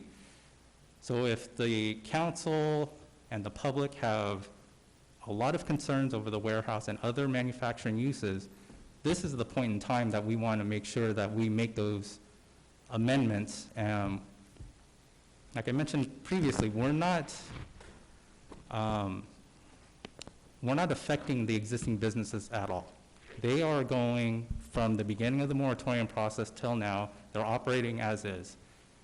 After the moratorium, everything, they will operate as is, and we're trying to provide an actual opportunity for them to increase that, potentially, if that's the city council's wishes, to expand some of those uses at this point in time and allowing for those opportunities where they may not be allowed to currently because they may not be meeting today's standards. So we'll take a look at that and see if that's an option that the council wants to entertain, and we can potentially let them allow them with a certain review to expand some of those processes. And we're looking at trying to streamline those processes, and if they meet certain criteria, maybe we can allow that to be a straight to plan check if it meets certain standards, instead of going through the DPRB and the council long, lengthy process. Maybe we can streamline this process to be a better partnership between the city and the private side. I think my rub with it, Henry, is we brought this on ourselves onto those property owners. This was initiated, and we've gone past that time for those owners. So I hear everything you're saying. I don't necessarily disagree with some of your arguments in favor of keeping it. But I think that we went out, we initiated this, we tied up the properties. You know, at least two of those owners, as far as I'm aware, have said they do not plan to do anything other than continue their businesses for the foreseeable future, at least a decade, and they wish to continue to work with the city. So, I mean, I'm scratching my head, and if there's one property that needs to be dealt with, then I guess we can deal with that as best we can. As far as the uses go, I understand what you're saying, but at the same time, these property owners have worked with the city in good faith, and I have to believe they'll continue to, because they've done that now. And to continue to tie up the properties, I think in the situation and the crisis that we're in, I don't think is fair to the owners of those properties. So I'm not saying I'm not in tune with what you're describing and where you want to go. But what I am saying is, you know, that community came out and all this noise got made over something that we initiated. And now there's people writing about Via Verde and everything else because we raised awareness to the RENA numbers and the actual site considerations that I think the community otherwise was not aware of. So, I mean, there's a lot of factors that play into this. It's not as clean cut as just these three properties. I think there's a lot more public participation and comment that needs to be done. And, you know, I think we need to be fair to the businesses in this community and, frankly, that community, because that community also that lives surrounding that area has had a lot of things to say about it. A lot of people swung the bat for all of those businesses there, so they've been great neighbors for many years. So, you know, I say let bygones be bygones, and, you know, we continue to work with what we need to be doing here, but I don't know, that's my thought. Brian, I have a question. Oh, I'm sorry. Yeah, go ahead, John. Oh, just Brian, just a question for you. So say we lifted the moratorium, would you be opposed to still proceeding with the specific plan changes that staff is entertaining? And then, as you say, if those property owners aren't going to, you know, entertain any other uses, they'd be fine. Is that possible, Henry?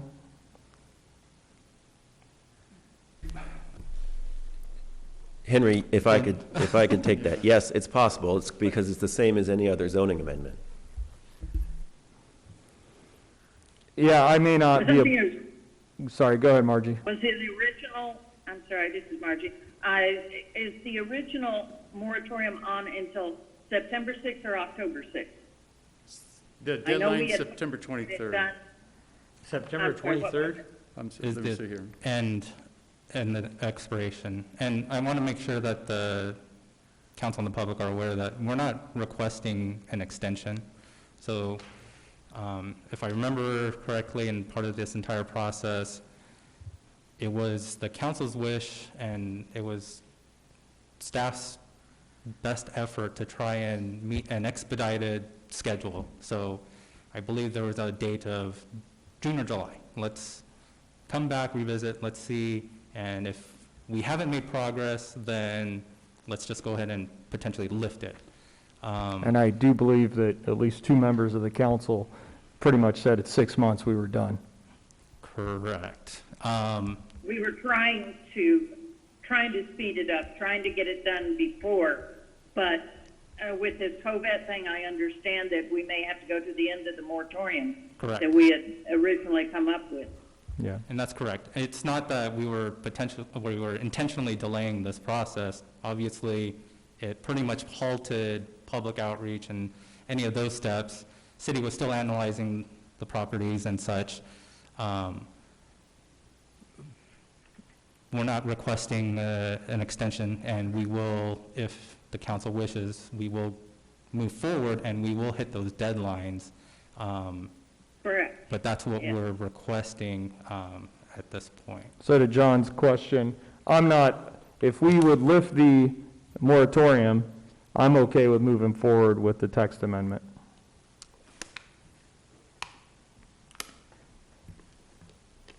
What do you think, Mayor?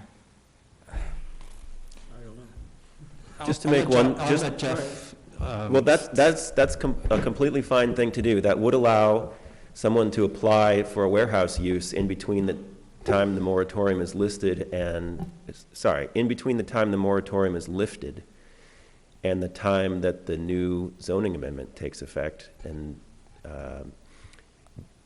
but the other thing I would want to clarify is that we cannot lift the moratorium tonight. We can get council direction to bring back at the next meeting a resolution to lift the moratorium, and then it'll take effect immediately at the next meeting.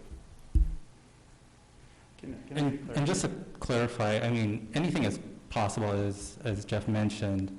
I think it would be counterproductive if we went through that exercise, because at this point, there's a definite end point, which is September 23rd.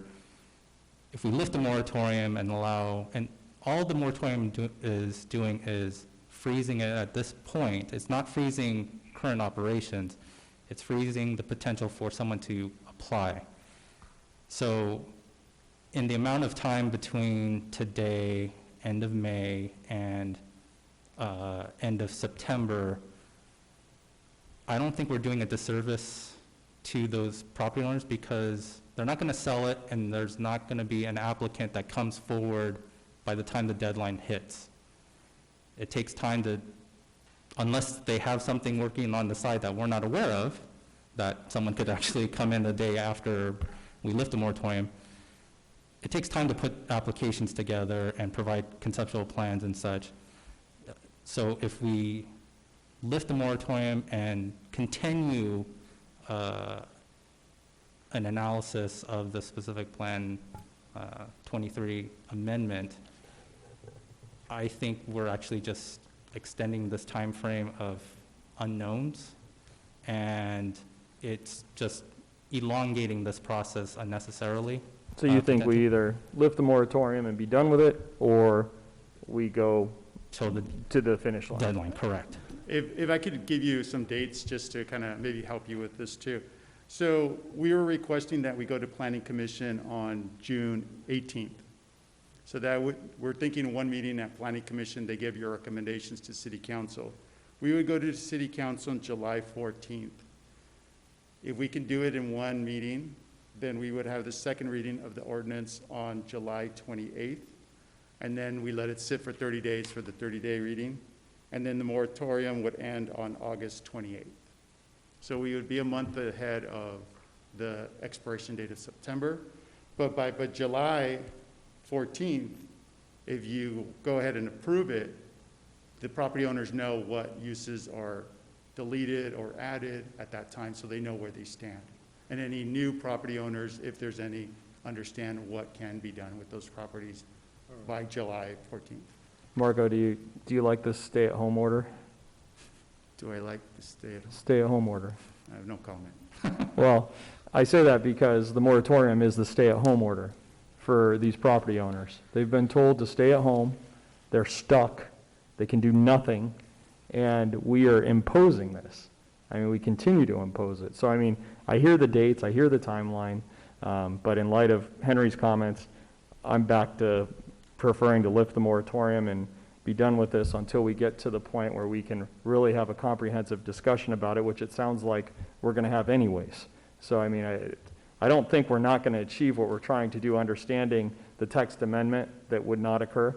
But I don't think there's any pressure at this point. This was initiated by us, the owners for the most part, yes? It was initiated because of a preliminary project that came forward. Right, on one property, right? Yeah. On the one that John can't talk about. Is that correct? Okay. Yeah, I understand that. But I mean, at least for two of the three, there's no issue here, you know, so. But Ryan, I don't have any inside information, but what are they being prevented from doing right now while the moratorium is on for the next 2 months or I guess it would be technically 3 months, but we'd have a decision in 2 months about what the council is going to specify for the So the only item that the city would be delaying is either a potential new development that the current property owners would be requesting in this 2.5-month period, or selling it to a new person and them sell or proposing a new development. So that's the only thing that we're preventing at this point, is a potential new proposal on any of these 3 sites. Right, we're like the IRS, we're freezing his assets. Of selling. Yeah, I mean, that's exactly what it is that's what we're doing. I don't agree with it. Just for clarification for my purposes, since I was not on the council for most of this discussion, which makes this really difficult on me.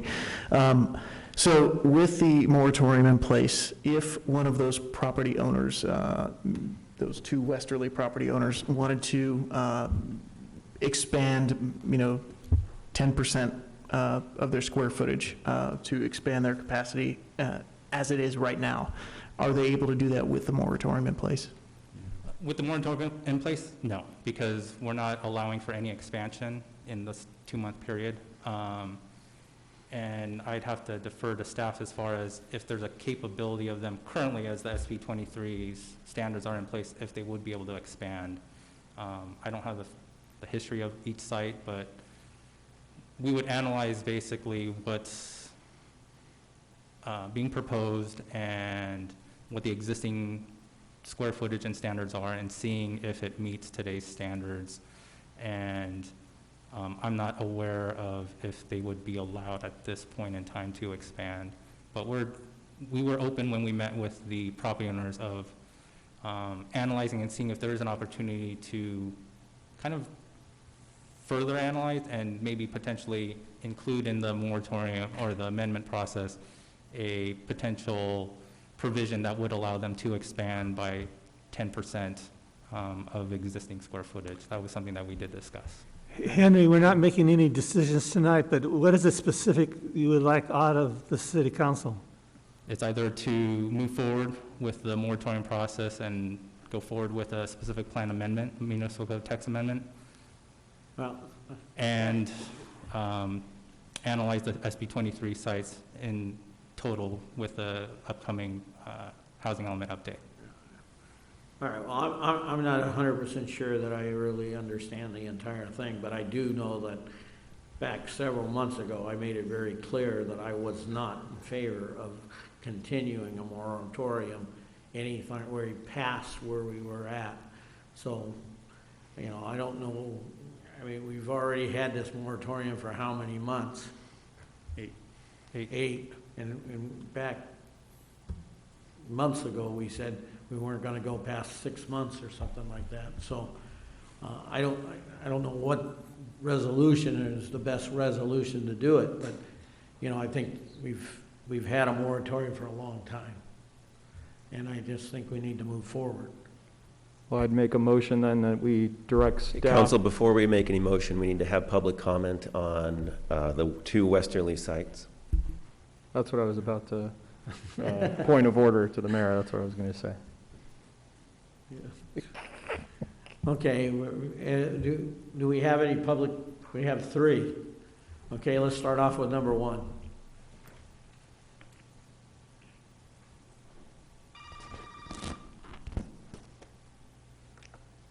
Thank you for calling. You're live. Yes, I'm a concerned citizen that lives on 2nd Street. There's been no citizen praising high-density housing. So why would you or the city planning division advocate for housing projects in our town unless there's corruption involved? I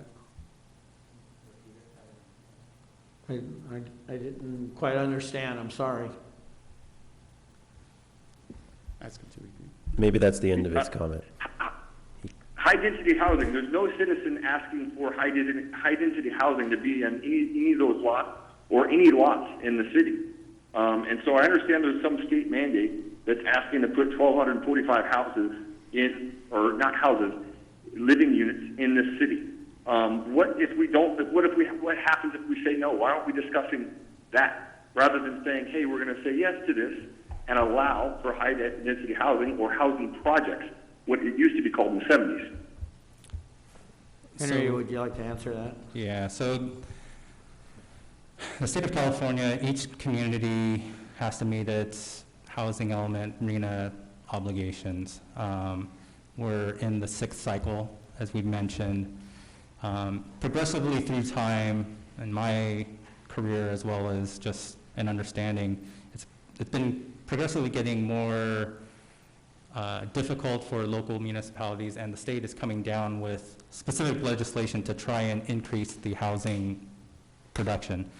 If the city decides not to get a housing element update approved through Housing and Community Development, HCD, the state legislation, we could be... Last meeting, if you read the notes in the previous meeting before, you guys specifically said this is our time as citizens, this meeting right now, that we'd be able to be in front of the city council and advocate for what we want as citizens.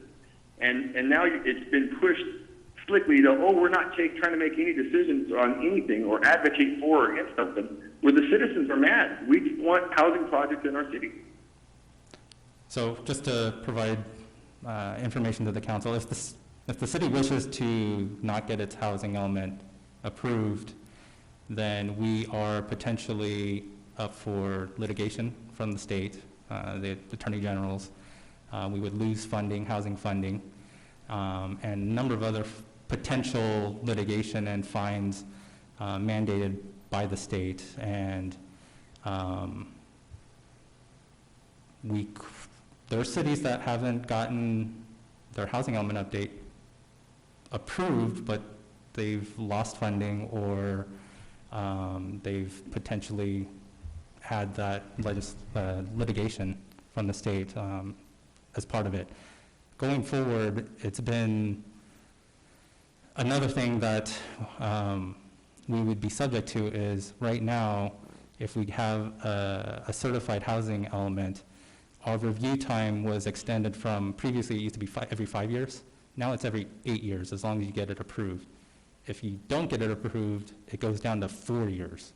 So we would be going through this process pretty much every 4 years of potentially having to abide by our RENA obligations. And if we don't have it adopted, those units could be rolled over from previous cycle to the next cycle.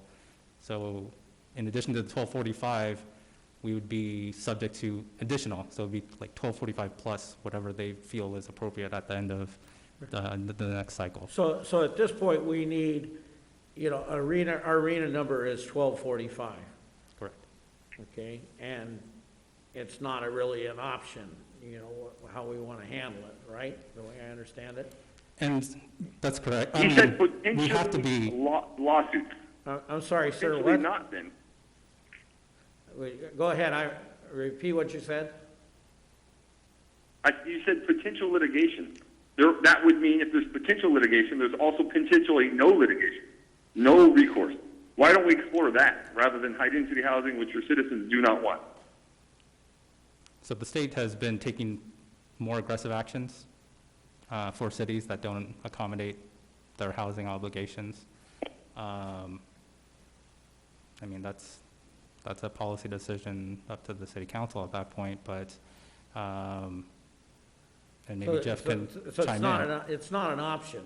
We have to do the 1240, at least the 1245, and they could actually expand that more if they so choose. In the future, after the 8-year cycle. And I want to make sure that the public is aware that it doesn't mean that 1245 is coming to the city. We just have to provide the opportunity to allow for the development. So we would have to zone and change the land use designations of these certain properties and allow for the opportunity to be built to meet these unit numbers. And it's every eight years. Every 8-year cycle. So 1,245 units in an 8-year cycle at this point. We're required by our RENA obligations. Okay, sir, do you understand what Henry's saying? Thank you for at least trying to address the situation. I appreciate that the council heard that your citizens don't want high-density housing. Thank you. Thank you. All right, the next call. At least we have 4 more calls. Okay, can we put the next one on?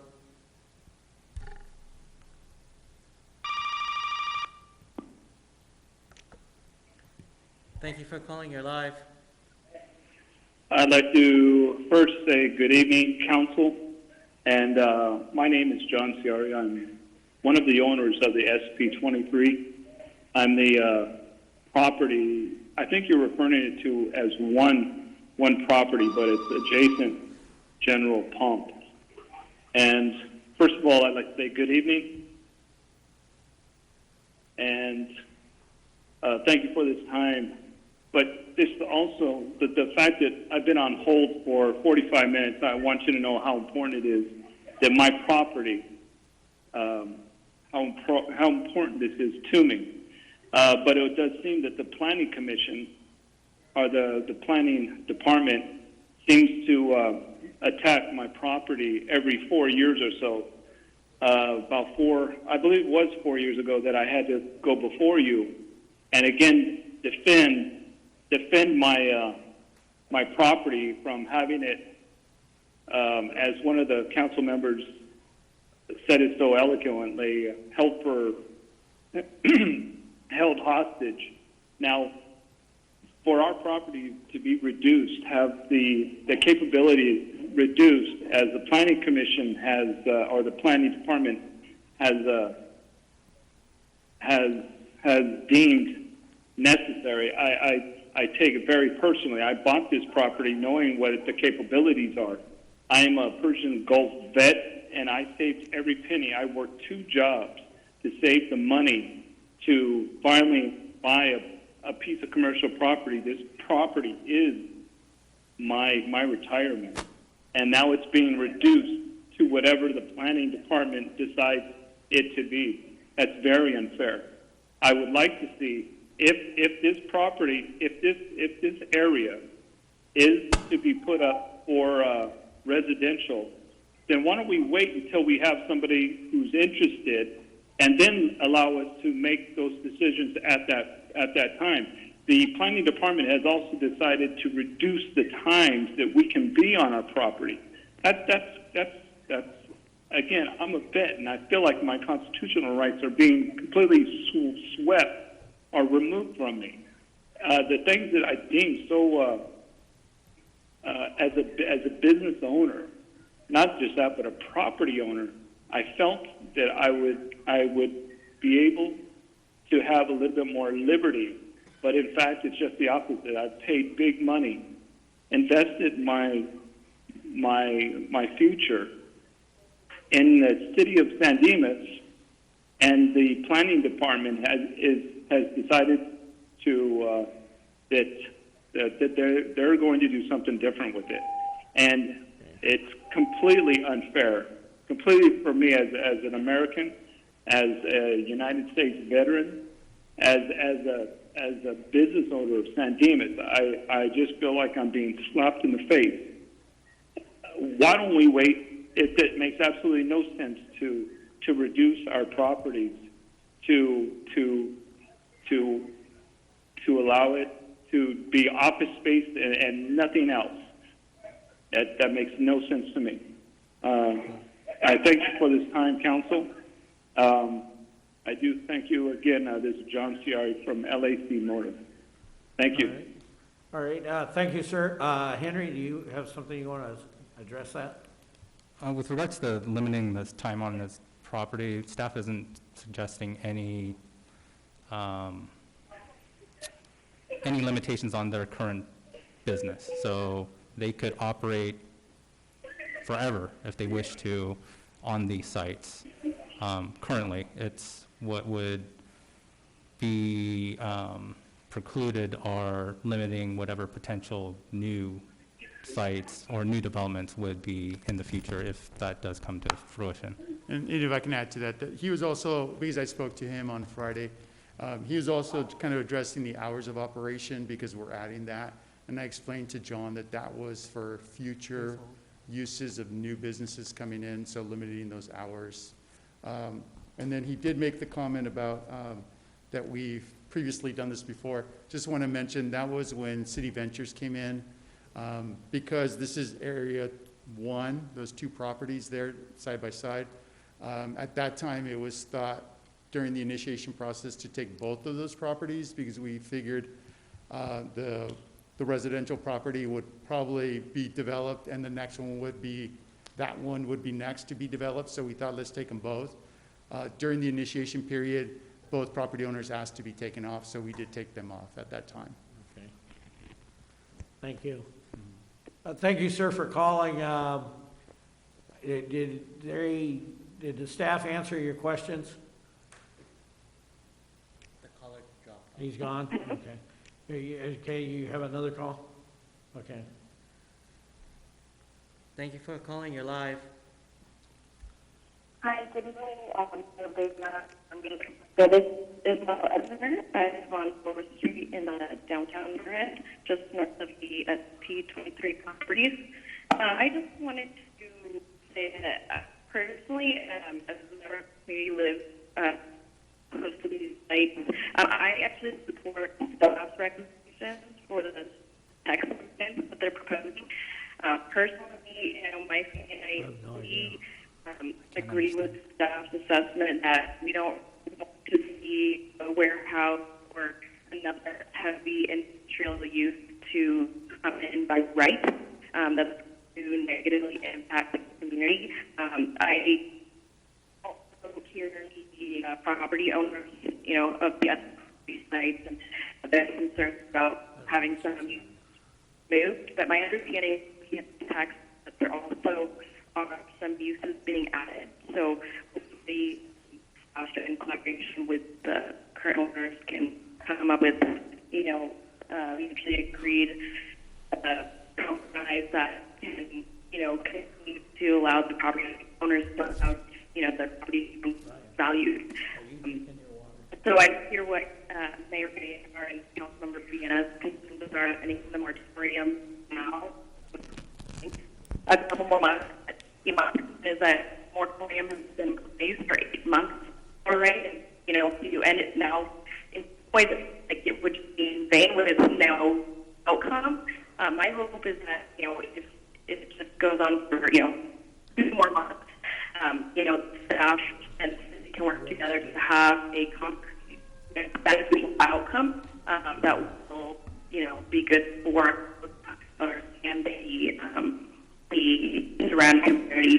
If you end the moratorium today or, at the next council meeting, my worry is that, one of the industrial use will just come right in. And I guess if you're okay with that, go ahead and end the moratorium, but my hope is that you go along with the recommendation to what it just goes. Thank you. I'm not sure that any of us understood what she said. Mayor, it sounds like it was, we don't know for sure, but it sounds like it was probably a cell phone reception issue. So for the caller's benefit, it was difficult to hear what her comments were here in the chambers. So maybe the public should be reminded or suggested that they use landlines when they call in if they want to ensure that they're heard, but it did seem to be a cell phone reception issue on the caller's end. Super. Do we have another call? Okay, if the caller calls in, please use a regular landline. Okay.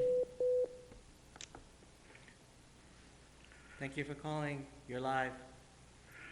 Good evening, Mayor, members of the City Council. My name is Brad Johnson, resident on 2nd Street. Thank you all for taking our calls tonight. I know it's a difficult time to hold public hearings, so we do appreciate you allowing the public to call in on this item. I like the way I see this item going. I think that that chart showing the 16 sites throughout the city gives the public a really good perspective that those numbers, as large as they are, that are being asked for the city of San Dimas to provide, can be provided in the city, at least in the zoning aspect, on many sites throughout the city. I think the fear factor that the neighbors have on 1st Street and 2nd Street and the surrounding streets are that we were going to get multifamily large buildings looming over our backyards and front yards. So I think this is heading a good direction to really hit the pause button and let's look at the whole city. I would argue the higher density projects need to be closer to the Gold Line platform there's a theory in the transit-oriented world of designing that really a half mile is the most a person will walk to get to those platforms, and really 2 of these 3 sites are outside of that half-mile radius, so probably not the best site for higher density. Some low density that matches the neighborhood, I think that's a good conversation to have down the road. So again, I'm glad to hear it going the way it's going. I do agree with the planning staff that getting rid of the warehouse uses and some of the more heavy industrial uses is a good idea. I don't think these owners are going anywhere either, so probably no harm, no foul. If a warehouse application came in 30 days from now, the city could absolutely put another moratorium on that parcel. So again, I don't want to take up too much of your time. I do appreciate you taking the time to consider this tonight, and those are my comments. Thank you. Thank you, Brad. John, any further? Okay, please. Go ahead.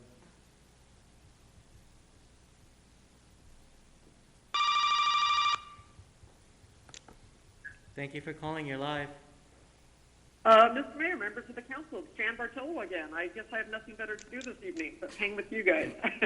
But anyways, I'm calling in again because I heard 2 dates during your discussion. I heard June 18th for the Planning Commission, and I heard July 14th to come back to the City Council.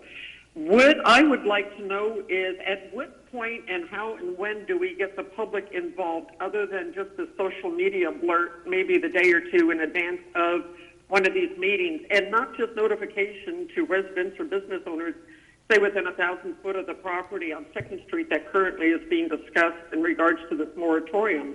But I think it would be most helpful to members of the public if Councilman Weber, newly on the committee, is having difficulty comprehending the full scope and magnitude of this entire discussion. You can imagine the confusion potentially that is occurring with members of the general public who don't necessarily have the expertise in city government, zone text amendments, and all what is being discussed. So it would be really nice to know that the City Council of San Dimas would reach out, hold a general public hearing, informational, maybe in more generic terms where the community could understand the overall impact, and even if in fact the 16 potential sites being reviewed and discussed in general terms, at least they can have an idea, even if it's getting ahead of ourselves, a little bit about the possibility of what are we talking about, height, density, even though it's technically unknown right now.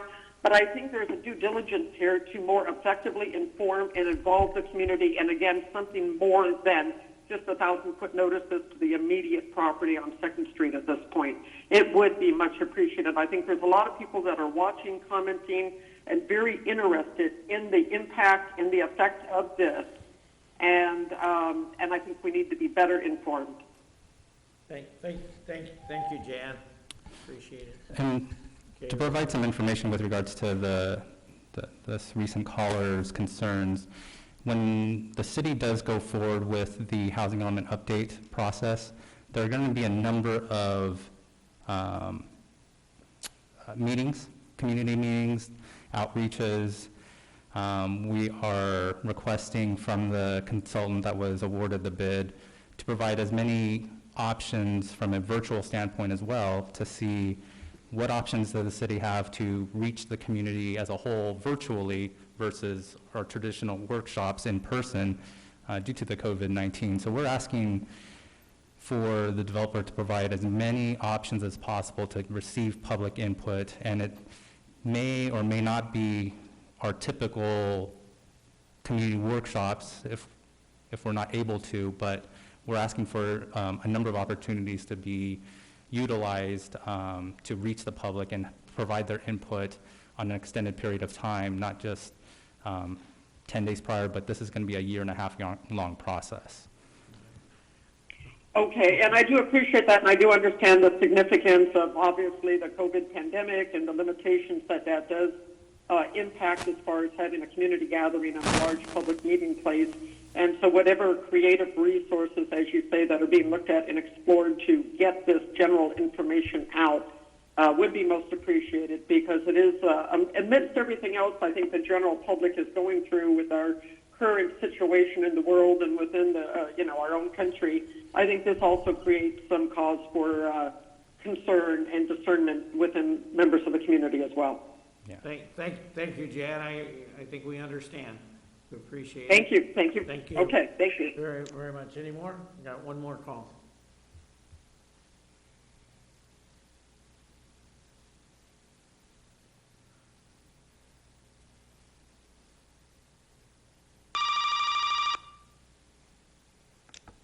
Thank you for calling. You're live.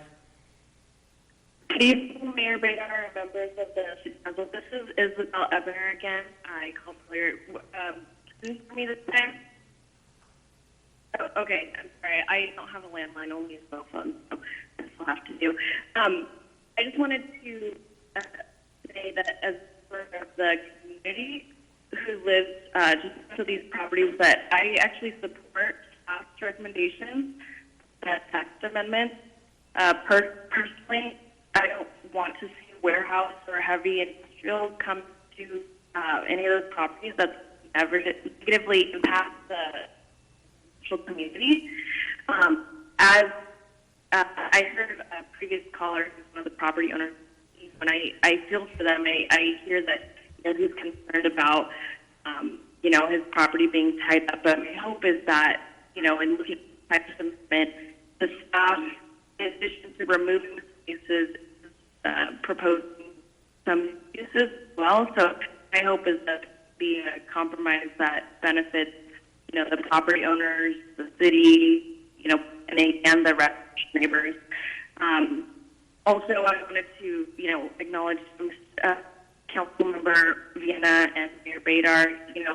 You said from the beginning that you didn't want a moratorium to go that long, and now we're 8 months into this. But my hope is that you do choose to continue the moratorium for just a few more months, because my concern is that if you end it now after 8 months with no outcome, then it will just have been in vain. My hope is that, in just 2 more months, as the planning department is proposing, there will be a and beneficial outcome that will be agreeable to all parties. So, my support is with continuing the moratorium and continuing with staff amendment.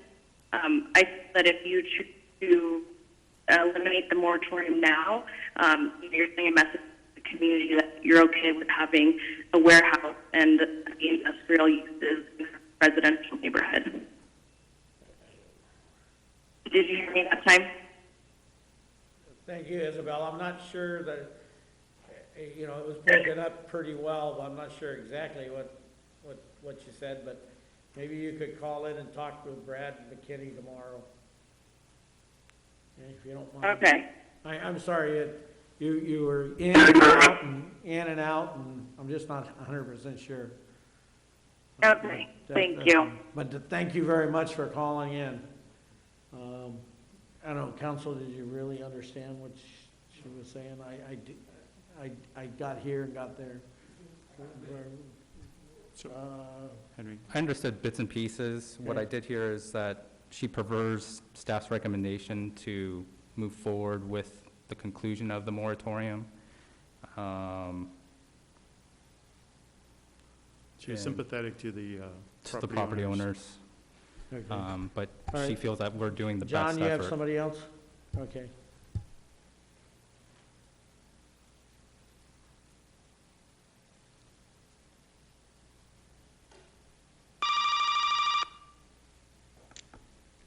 Thank you for calling. You're live.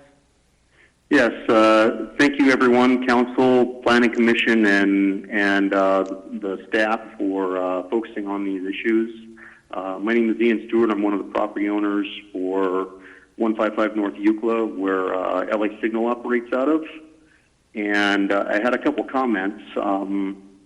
A request going forward that the discussions about housing density and property use under the state requirements be separated from the Plan 23 discussions, because it really confuses the issue for all involved. Now that we're not the intent for any of these 4 properties is not to become residential within the near future.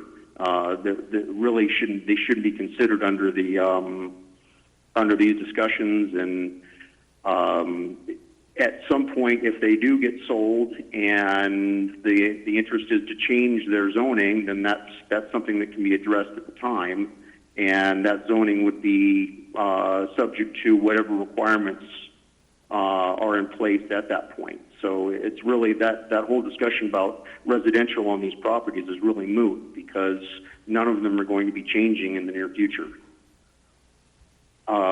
Second is any changes or reductions to the uses of these properties. And can you guys hear me okay? Can everyone hear me okay? Yes. Okay, thank you. It is whether it be making them legal non-conforming or reducing their uses. I want everybody to understand that we are currently using these properties for these activities. We do warehousing, we do machining, we do fabrication at these facilities, and we're quiet. We are good to our neighbors, and the moratorium doesn't allow us to, if we needed to expand our operations, we would still have to meet noise requirements and all the other ordinances that maintain the peace in the community. And so adding those requirements to the zoning classification is redundant as far as I can tell. And the comment about allowing a 10% increase or expansion in the properties, that's the first I've heard of it is this evening. So I'd like to know more about that. And the moratorium was originally placed as a result of under the guise of the half-mile radius around the planned Gold Line station, and the focus is now shifted to use classification for the property. So I'm confused about what the focus of this whole effort is in the first place. So I thank you for your time, and I'll let you respond. Thank you. Henry, do you have some response there? Sure. As far as the separation of the housing from SB 23 moratorium, that's what we are requesting. So we're requesting that in the future, during the housing element update process, we will analyze SB 23 sites including the entirety of the city for potential housing increases to meet our RENA obligations. As far as the legal non-conforming uses, we aren't proposing any types of limitations on the current uses, or will we propose any amendments that would affect their current operations as it is. Any types of uses or any amendments to the specific Plan 23 would pertain to new businesses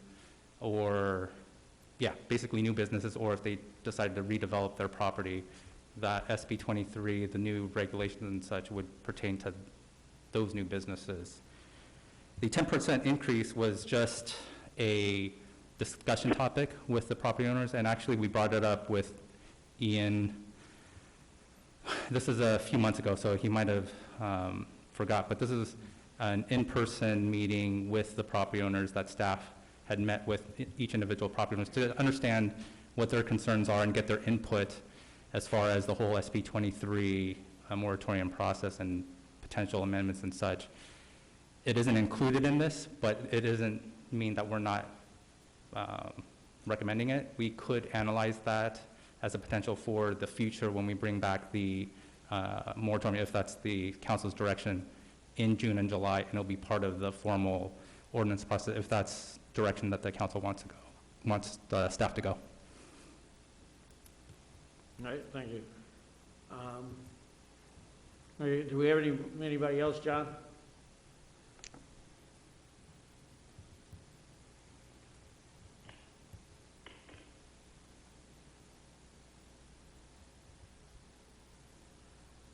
Showing none.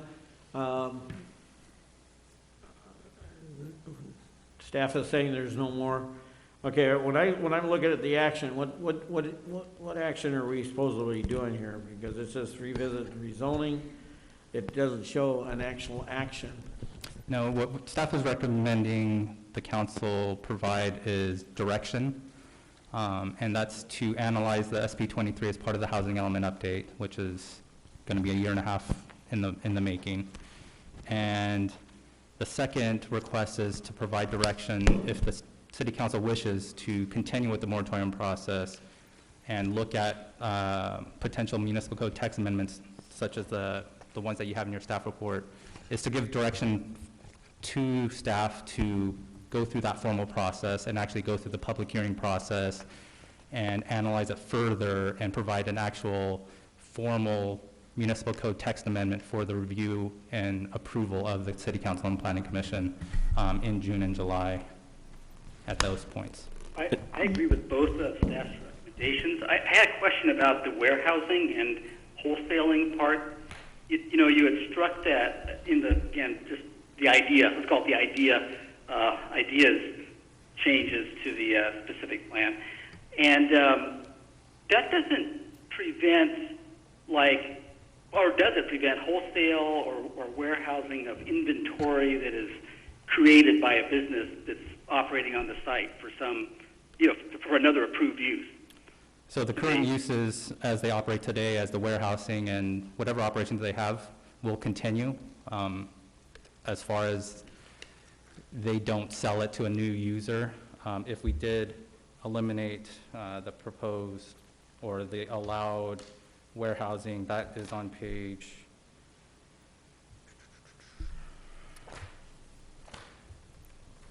page 7, Exhibit C of the staff report. Under 18538.110, Planning Area 1, the Business Park District, item number 12, it's on the right column. We have struck out wholesaling and warehousing, and it talks about wholesaling, warehousing, storage, and distribution agencies. And this is underneath, if you look at subsection A, that's the permitted use. These are the permitted uses. And the wholesaling and warehouse is within the permitted uses. If you go to the next page, page 8, under subsection B, those are uses subject to conditional use permits. Items that we struck out were like manufacturing plants which manufacture processed chemicals. So we're allowing it potentially, conditionally, for manufacturing plants for processed chemicals, and therefore that's why we're trying to eliminate some of these permitted as well as conditionally permitted uses. The current operations, these don't apply to the current operations. They can operate as is today and into the future as long as they choose to stay at these sites. Henry, you said the process takes a year and a half? For the housing element update. So we have to have it adopted by HCD by next October. So it's going to go through community meetings, public hearings. Right. We'll be before the City Council Planning Commission a number of times as we go through this process. So what happens when the process is progressing and the moratorium ends? So those are two separate processes. Two separate processes. So the moratorium will end if we continue this September, end of September, September 23rd. Next September 2021 is the deadline to get it approved, certified by City Council and approved through HCD, the state. So that's the year and a half process for the housing element update. Thank you. For lifting the moratorium, is that just a simple vote, or is there a public hearing required, or what's the process for that? If you wanted to lift the moratorium, you'd direct staff to bring back a resolution at the next meeting to lift the moratorium, and then as soon as that was adopted, it would take effect immediately. No formal public hearing is required, but we would, of course, have public comment. So, and then could we direct staff to do that and also proceed with the potential text amendment to the SP 23 that they were talking about, go to Planning Commission, et cetera? Yes, you can do that, but that is going to open up a window of time where a warehouse could go into one of the sites. I understand. Well, yeah, okay. So Henry, my question is, if a motion was made basically to direct staff to bring back a resolution to lift the moratorium at the next meeting and continue to analyze SP 23 as it relates to land use and the housing element. That basically would then, you would continue some of the work, understanding the text amendment would not occur, but it would also continue the work that we've done here with some of this as it relates to how it plays into the housing element update.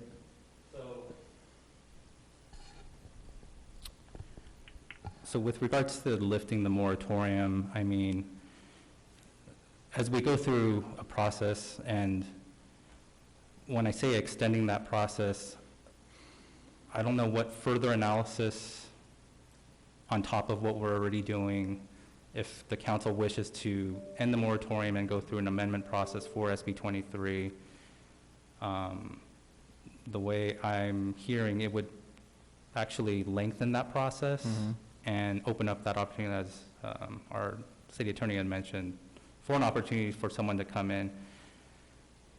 We can look at it, obviously, during the housing element, but at that point in time, it's whatever standards are in place are in place. Right. To Ian's point, though, is that if someone came in with a zone change, and like, let's say they wanted to make it residential, at that point, council would go through the regular process then with that. And that's what my understanding, and from what I've been advised, is City Ventures at the LA Signal property, they went through that process, and for whatever reason, ultimately, it was denied at that point. So, I mean, you'd be going through that same process pretty much at that point in time that we already went through 4 years ago, or 5.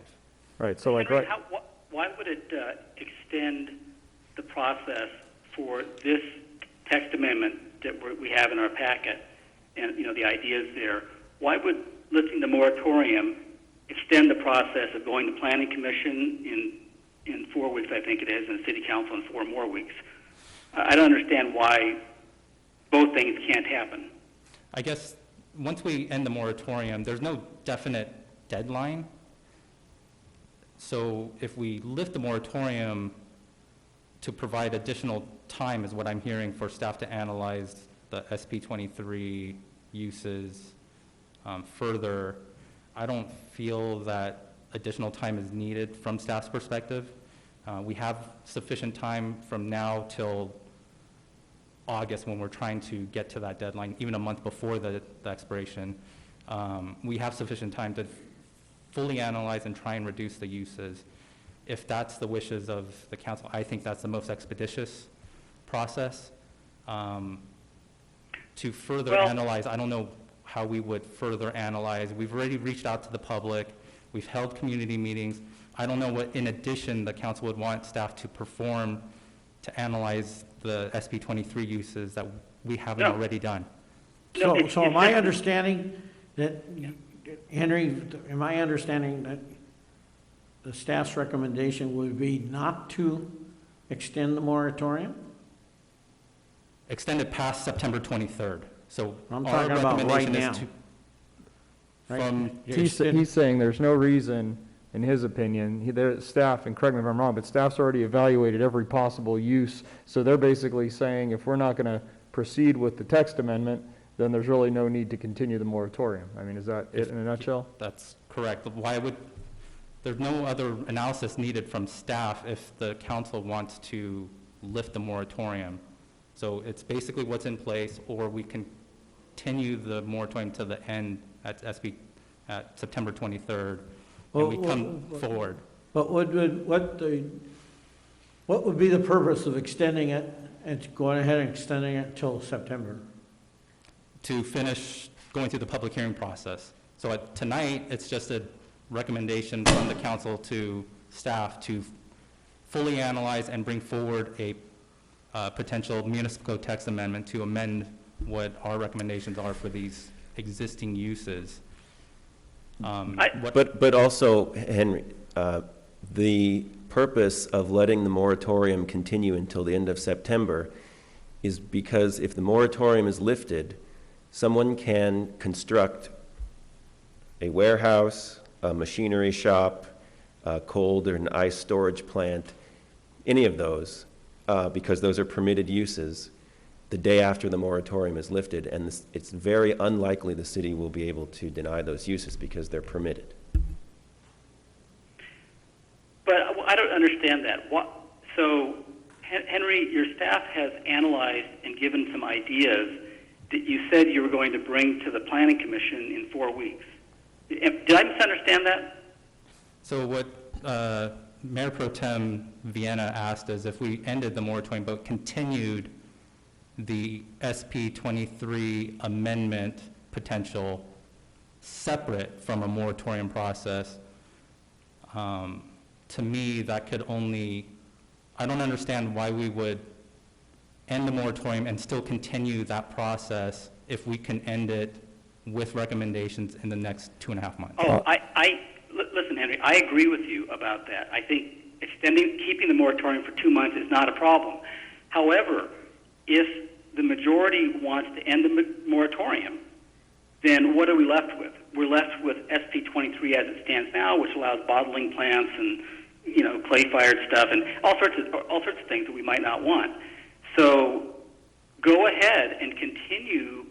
When I say continue, I don't mean continue analyzing, and I don't mean continue analyzing why to end the moratorium.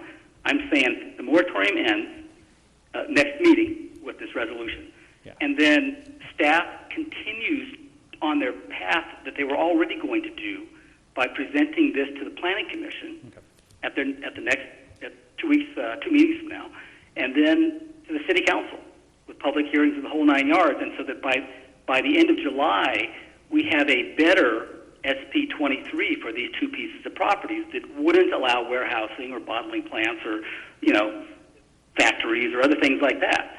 So I don't see why there's a difference in staff's work effort or ability to bring that forward. I understand now what the...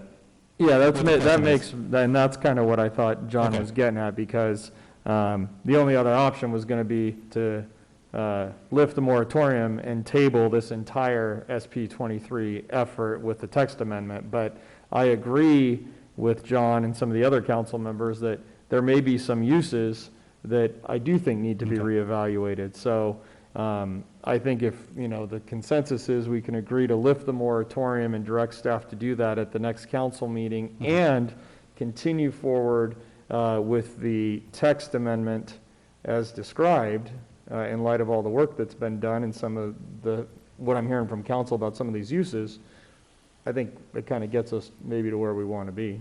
I fully understand now. So the council wishes just to eliminate the moratorium. So the only caveat basically is what Jeff had mentioned, our city attorney, as far as tomorrow someone could apply, which highly unlikely. So if the council wishes, that could be done, and we can come forward with the timeline that we provided in the future with the potential SP 23 amendments if the council I think that's the best we're going to get right now. So while I thought that moratorium should be extended for those 2 months, Ryan, I'm on board, if you're on board, with having them bring that to the Planning Commission and City Council as planned. So it's not very often, but yes, I'm on board. Yeah. All right, so I guess then I'll make a motion that we direct staff to go ahead and come back to our next council meeting with a resolution lifting the moratorium on SP 23 and continue to work on the municipal code text amendment as outlined in the staff report and work through that process. And I just ask that motion apply only to the westerly 2 sites so that John can vote, and then we'll have to do another motion for the eastern site. Absolutely. Specifically, the 2 sites to the immediate west of the other site of Bonita Cataract. That's the amendment. I will second Ryan's motion with just a question, Ryan. Does that include keeping to the schedule that they had outlined previously? Yes. Hold on, Marco's thinking. Marco's checking, and his boss is saying yes. Just about. We might end up at the September date versus You take the your August time. date. I'm not hard committee. Yeah. Sure. August, September. You got as much time as you need. We have a first and a second. Madam Clerk, would you read, would you not read, would you ask for a vote?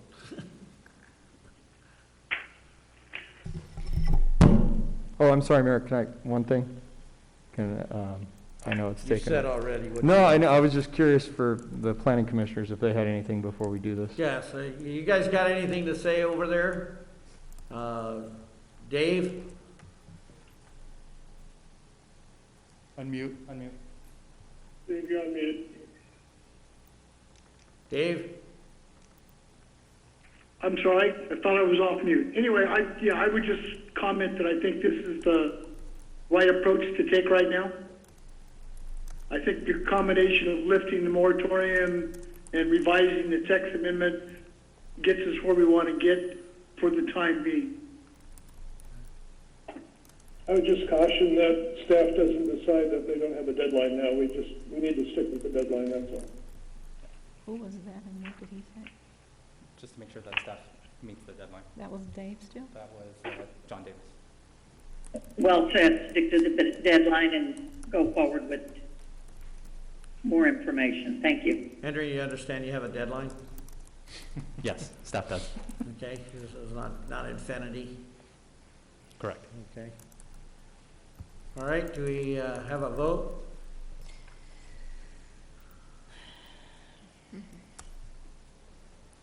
Are we ready for that? You have a first and a second with Dave, then we'll call for a vote. The motion John. was Oh, yeah, it was John. Vienna, I'm and sorry, John John, was you the there? second. That's correct, yeah. Okay. I'm here, yes. I seconded Ryan's motion. Okay. Mayor Badar, Yes. Councilmember Bertone. Yes. Councilmember Ebner, Yes. Mayor Pro Tem Vienna, Aye. Councilmember Weber. Aye. That passes with a 5-0 vote. All right, then I would move for the property to the only property of Bonita Cataract to the east, excluding Councilman Ebner, who I believe is recusing himself from this vote, for the same motion as before, which would be to direct staff to come back next week with a resolution lifting the moratorium on that piece of property in SP 23, as well as continue to move forward with the process related to the text amendments following the timeline as outlined in the existing staff report. Second. It's 2 weeks. The It'll ninth. be the next council meeting. Whatever it is, sure. Right. Okay. We have a second by Councilmember Weber. Second. call for a vote. Mayor Badar, Yes. Councilmember Bertone. Yes. Councilmember Ebner. Councilmember Ebner. I have to abstain. Councilmember Ebner has a conflict, so Oh, he's recusing himself. Sorry. Mayor Pro Tem Vienna. Aye. Councilmember Weber. Aye. That passes by a 4-0 with Councilmember Ebner abstaining. Okay. Do we finally get through this? Okay. I want to thank the Planning Commission for joining us tonight.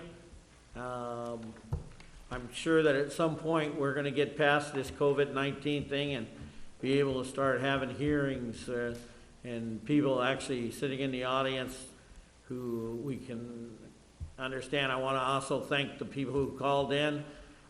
Sorry if there was some kind of difficulty with the communications, but thank you for trying to participate. Okay. I'm going to adjourn the Planning Commission meeting at this time. Thank you. No, Thank you very much. Guys. Thank Thank you. Thank you. Okay. Goodbye. Goodbye.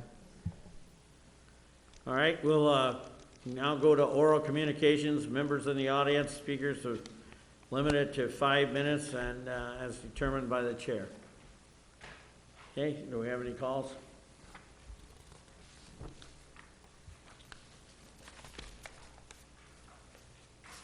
John?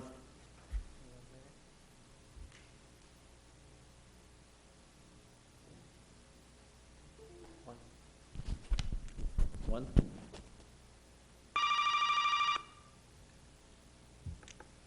Thank you for calling. You're live. Hi, I was just wondering if the city can get an update from staff about Scott Wiener's SB 902 planning and zoning. That's all. Bye.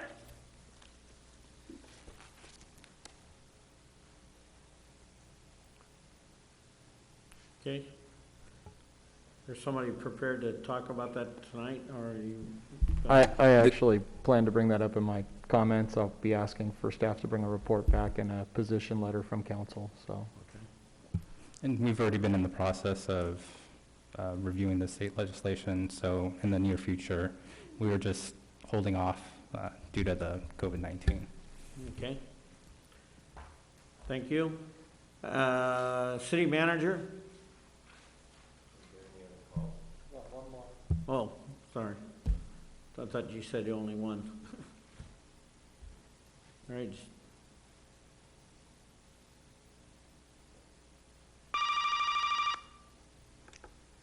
Thank you for calling. You're live. Good evening. This is Gary Enderly. Just a couple of comments. One, just kind of reemphasize something that Jan spoke about earlier. That is how to get the word out to everybody about things that are on the agenda. I kind of talked to you guys about that last week on some of the things that I thought could be done. And I don't know if I want to go as far as having a press release so this can read it in the newspaper if it gets printed or what, but certainly having it on the city website on the front page I think would be important because that's what people see most of the time when they go there and look at the updates. I know we did that on the homeless problem, and I'd like to see us do that on the budget also. That might be something that the council can give their input on when they have their oral communications. But I also wanted to make some comments in regards to the budget and especially the Parks and Rec. I haven't had the opportunity to talk to Hector about it. Sitting here doing some figures and some thinking to myself on some of the things that are proposed. I would say that Brad Stewart is basically doing the job of two people right now, which I don't think is fair to him because he's in a new position plus his old position. It's not fair to the community. It's not fair to the residents. I don't think it's fair to the city. That's just too much for one person to handle. But I feel that Brad's doing an excellent job in all my relationships with him and Freedom Park and the monument and everything. But I think you should give some consideration of definitely taking a look at that situation. The reorganization of the department as I see it, as Hector brought it to you tonight, sounds good to me. I think it saves the city money, and it would increase the revenue. I think people would utilize the plumber building a lot more if it was upgraded and a good sound system in it and everything. And there's a lot of opportunities there to improve and to get more business in. And I'm sure the residents would be happier with an improved plumber building than to have a parking ticket on their windshield. So you might want to look at that a little bit more closely in regards to generating more income. Of course, we talked about the Walker House and the income that brings to the city, but I won't get into that. But in any case, I think they can raise more funds through the use of the plumber building, which again would be a benefit to the city. That's it. That's all I have for tonight. I thank you for your time. Thank you, Gary. Okay, any other calls? One more?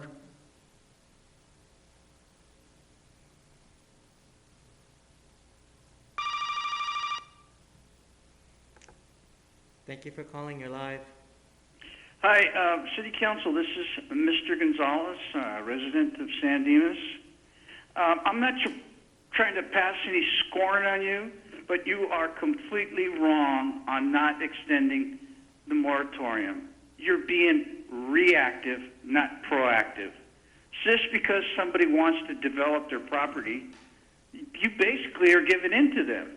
And personally, I don't think it's fair to the residents down there, and I don't think it's fair to the city's withstanding as far as a quality type community. There's a lot of people down there in that area that are fixing up their houses, and they're doing a good job. And if I believe I have 5 minutes, is that correct? Yes, you do. I'm not trying to pass scorn on you, but I don't like you being reactive. You are reacting to someone who wants to build things that have already been said that they should not have been built. Now, I have suggested to you many times that we need to be active. We have to be ahead and not get to the point of yes.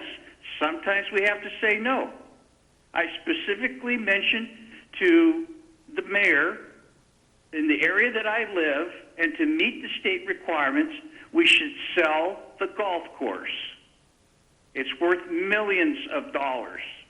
And get a company like the Toll Brothers to build us homes there.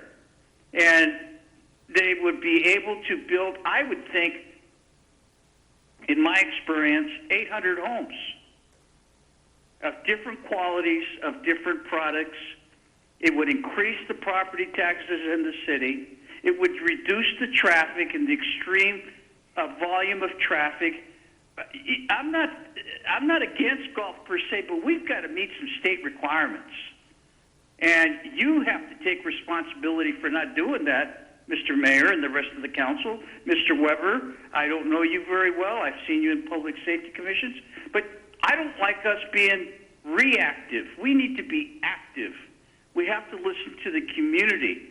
Now, I don't live down there, but I've seen down there, and I have been a gadfly, as I mentioned to Mr. Bertone. A gadfly is not a negative thing. I have been on the Design Planning Review Board for 8 years. I was on the General Plan Advisory Committee. I'm on the Public Safety Commission now, and that's because I care. I care about you. I care about my fellow residents here.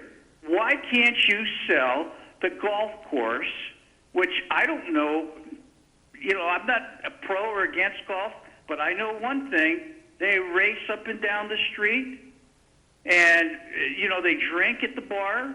They have parties at the bar, and they just trash up the place. Now, I'm not against the people there, but you know what I'm talking about. And if I'm wrong, you tell me I'm wrong.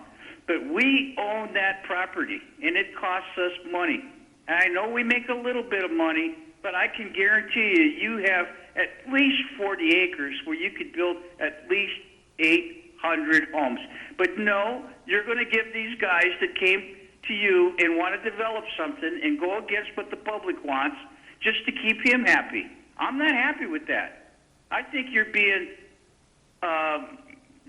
reactive, not active. You need to be active. For all these years, you've had requirements to build homes, and you refuse to have done it. All the adjacent cities have done it, from Glendora to Laverne to Azusa. They're not in the same. They might be in a different financial situation, but they're not breaking the law. I don't understand how we can be a AA rated city money-wise, but not comply with the law as far as building homes. Mr. Weber, listen to me. You're new. Do not be reactive, be active. And I'm suggesting to you that you made a mistake tonight. Big time with this project. You're just causing trouble for yourself. Not you, Mr. Weber, the entire council. But anyway, I appreciate being in America. I appreciate having public meetings. I appreciate you letting me talk to you. I'm not trying to scorn you in any way, but you must be active and not reactive. Thank you, Gil. Thank you, sir.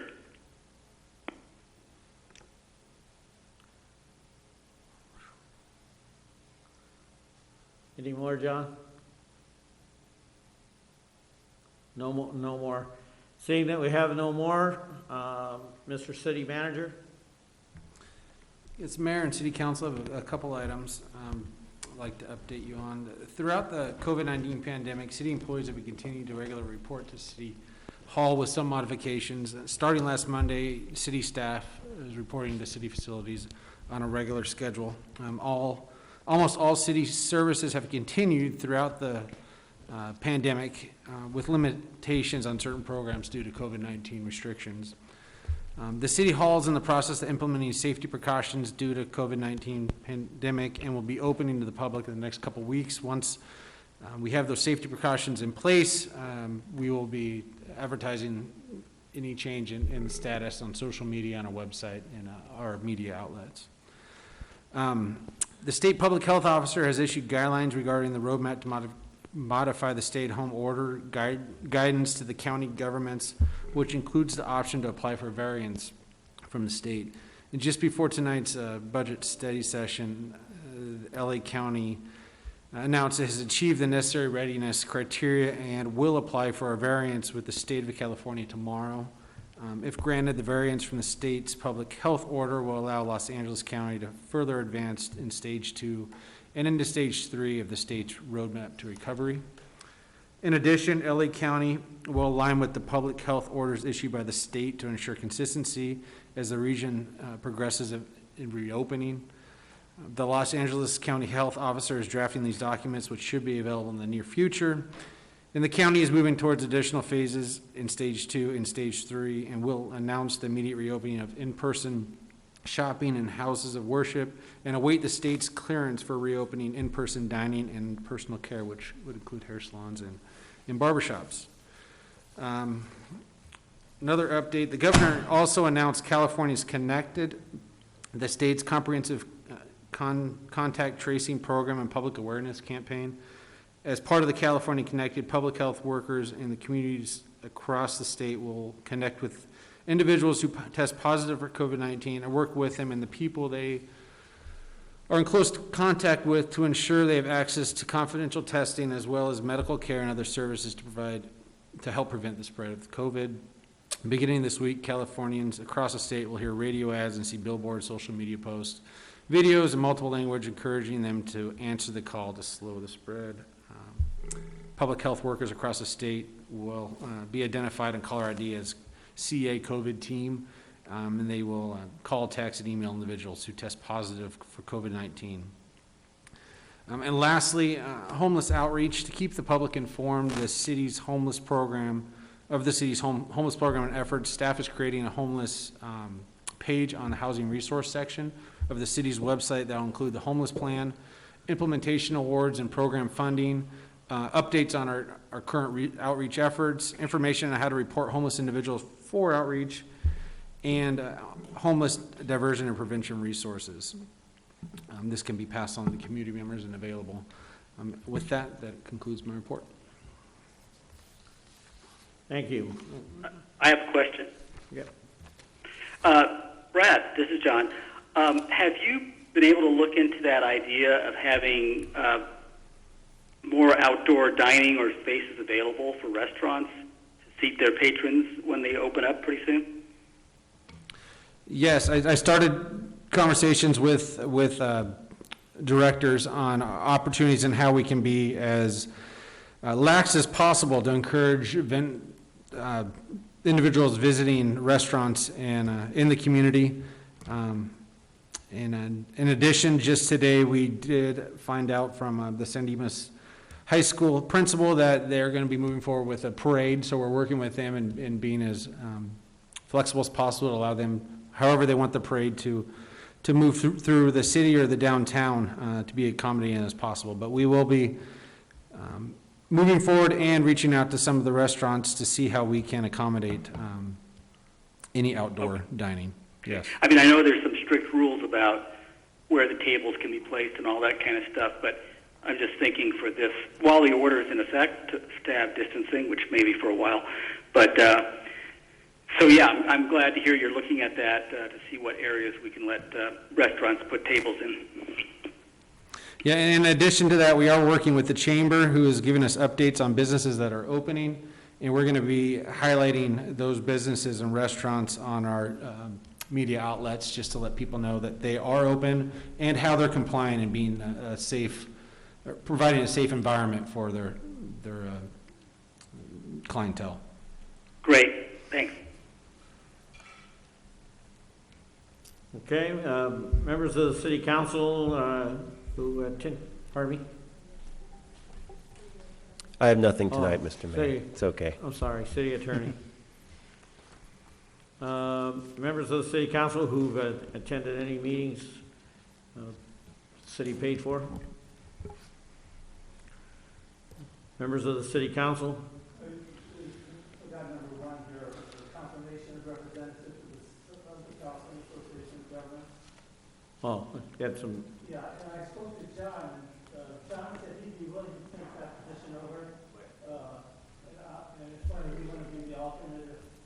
I'd be happy to be the alternate, but if someone else would like to be the alternate. If someone else would like to be the alternate, that's So, that's sorry, also is that fine. the COG? This is not the COG, this is the Southern California Association of Governments. And what it is, it's a general assembly, it's one meeting a year.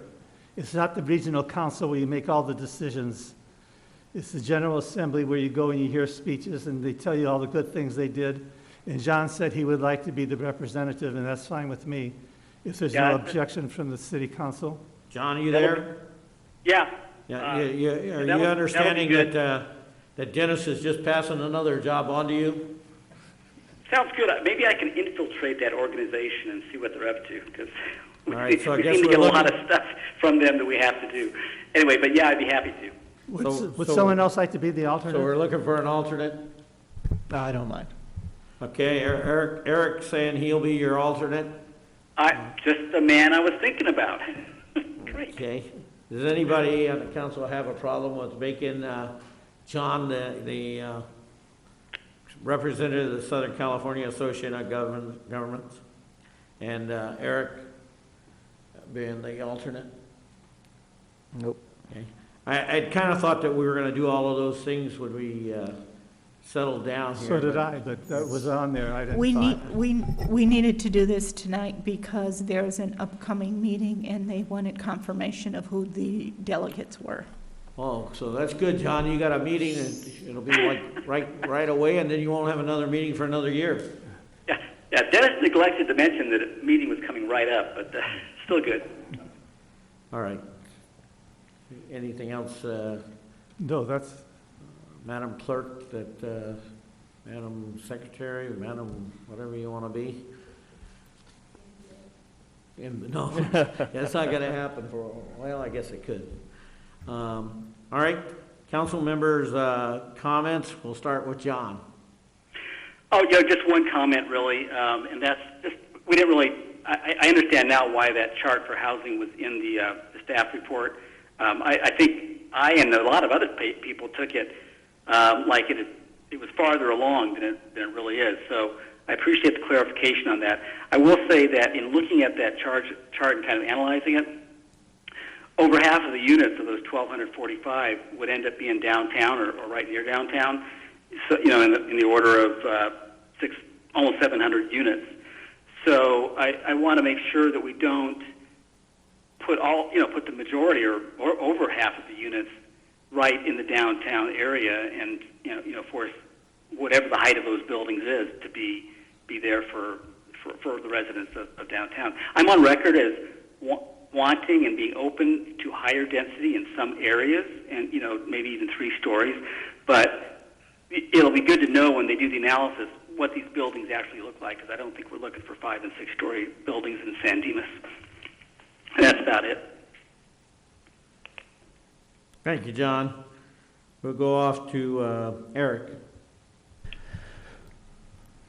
I just want to touch, since nobody has yet, on the Antanovich trailhead. I think there's going to be a few people that'll say something about that. But this weekend I did notice there was a influx of people there that were using the trailhead, which I suppose is to be expected with it being a holiday weekend. However, there was the associated parking issues. I think the Sheriff's Department went out there and did do some enforcement, which was great.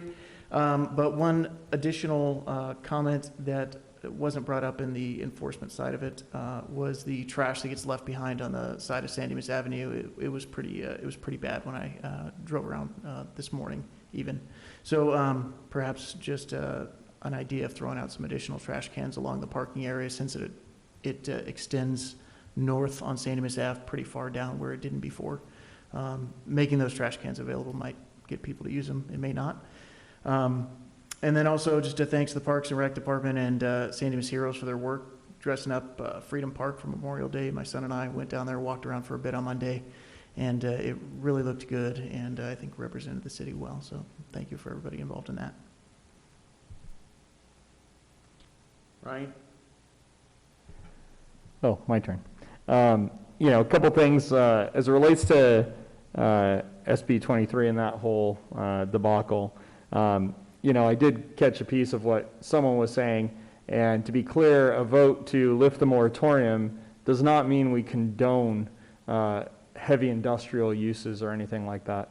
As a matter of fact, I think the course of action probably was the most amenable and a good compromise, perhaps, to get to where we need to be. It's easy to talk about how we should impose will upon somebody's property, but we have to be fair to property owners' rights. And these people are on a time right now, all of us are on a time, where people are being told to forgive rents, and landlords and owners are also at a disadvantage to a certain degree on a lot of their property, especially if they're renting property.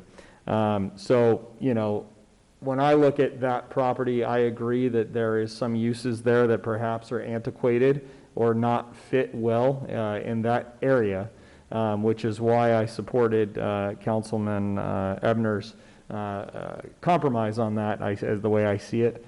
But I also appreciate lifting the moratorium and being respectful to the property owners for whom we told we'd spend 6 months, we're at 8 months. So I think we're going to get where we wanted to go. I think that that's a good faith move on our part with those property owners to stay true to what we said we'd do. I think the capital in that will be priceless moving forward, especially should they ever decide to sell their property. So, while it's easy to tie up people's property and do those things and say we're going to do, we also represent the government, and there is an owner there. And so while we represent the citizens, which I think we did tonight, I think we did that in a good way and a fair way, I would also point out that many people came out and spoke favorably of all of those businesses. While it's easy to try and hold the line and keep the properties tied up, let's not forget that they've been good neighbors. I think they'll continue to be good neighbors, and they plan to be in this community moving forward. So I appreciate their patience with the city through all of this. I appreciate staff's efforts and the outreach and all of the meetings that were had on that specific issue. We'll have our public hearing next week, and we'll go through that process as well. But I think we got to a good space for now that leaves us, I think, everybody happy, and we get to move forward. Specifically with Senate Bill 902, Scott Wiener's bill, I'd like to see a report brought on that sooner than later before council, and I'd hope for a vote to oppose SB 902 and a letter to be sent. That would be consistent with the League of California Cities, LA County Division, and several other COGs from the area. I don't know that San Gabriel Valley COG has taken a position yet, but I do know there's other COGs that have opposed that. So if staff can do the research and bring back something to council soon, that'd be appreciated. Senate Bill 902. It's basically SB 50 light, I guess is the best way to frame it. So it's Senate Bill 50 basically, but a much gutted version of it. So for Memorial Day, I just wanted to say thank you to all those that have served, to those that passed fighting for freedom.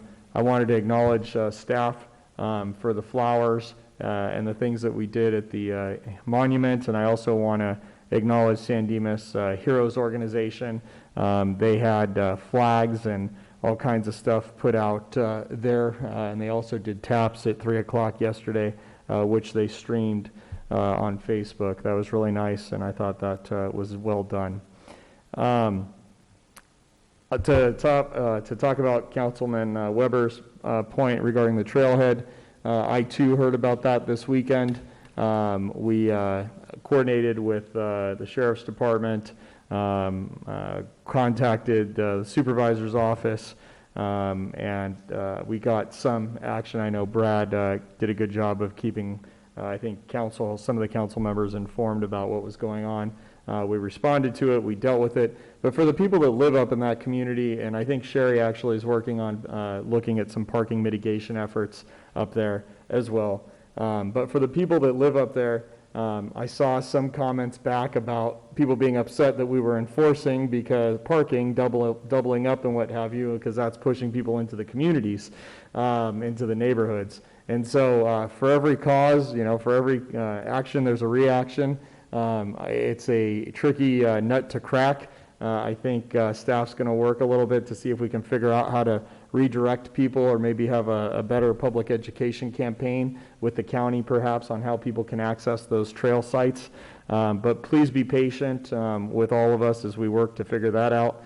Also, Benelli Park walking path R11 was brought to my attention. I guess folks around Easter, R11 had been closed by a new management company, which I guess that path actually went through the RV park that was there. And now you can no longer get through there. It's actually been blocked off. It says closed, private property, no access. So I did reach out to the supervisor's office. I'm supposed to get a call from County Parks and Rec. I'm hoping we can figure out how to get that back open and available for folks. I guess it helps complete a loop, but if we cannot, then I'm sure life finds a way. People will find a way to get where they need to go. Last two things, just before the council meeting, the county announced that they would be reopening pools in multifamily developments. I hope that helps solve someone's issue in some of the trailer parks that we have, Charter Oaks Estates, I believe specifically. There were some inquiries about being able to access the pools and the spas I had received, so the sooner we could get that up and running, the better for the folks that live in those places. And drive-ins were actually included as a permitted use. So I really am looking forward to hopefully seeing some traction. I do think we need to do at least one drive-in. It seems like people are pretty excited about it, and I think it's a good opportunity. And not all the restrictions have been lifted yet, so it's probably one of the few opportunities we can probably do at this point. Lastly, I appreciate the council being up on the dais together. I think it's important. I appreciate that a lot. I'm happy to hear we're looking to get to a place to reopen City Hall. I don't know how I feel, and I know, Brad, we talked about it a little bit, about the cough glass and all that. I know the sheriff's station, there was a lot of discussion at one point about bulletproof glass and what that does in terms of putting barriers between us and the community. I don't know if that would be better served by having the face masks that you see a lot of places using versus putting glass up all the way across the counter space to separate staff from the community. I think everyone's trying to give as best they can during this difficult time while being conscious of their safety. But I also think we start creating barriers between us and the community. And we've always been pretty open and accessible, I think, to people and had open arms. So I just offer that as thought as, I know you're thinking about different ways to mitigate staff's exposure during this time.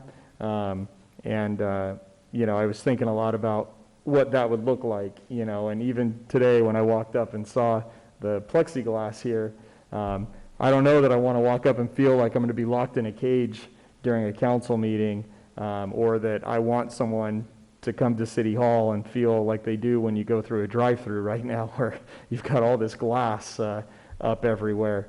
But I also understand staff safety concerns, and if someone really feels that they need it, then I think we need to do whatever we can to make staff feel comfortable and safe. But I think there's a balancing act there, and I hope we strike it. And lastly, when John comes back, we won't all fit up here. And so when he starts attending in person. And so I would propose to the council and for staff to maybe come back with a plan is if we were to look at moving our council meetings over to the Plummer building, I think we could all sit spaced out appropriately. I think we could get everybody we needed to into that space.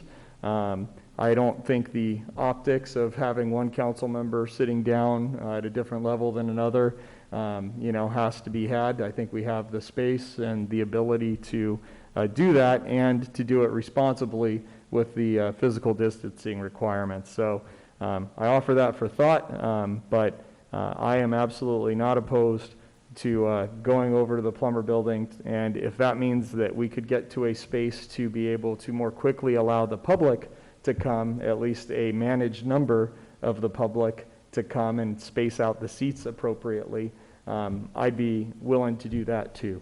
So that's all I've got. Thank you so much. Good idea, Ryan.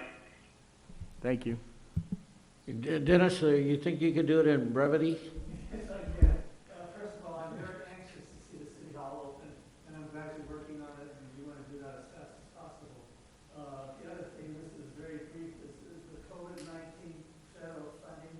The federal government has given money to the states, has given money to cities over 500,000, has given money to the county, and the COG is working with the county to try to get some of that money given to cities under 500,000, and also with the state. That's one of the things the COG is doing. That's it. That was brief enough, wasn't it? Very, very, very, very brief. Okay, because I'm going to talk longer than Ryan. Start the timer. Yeah.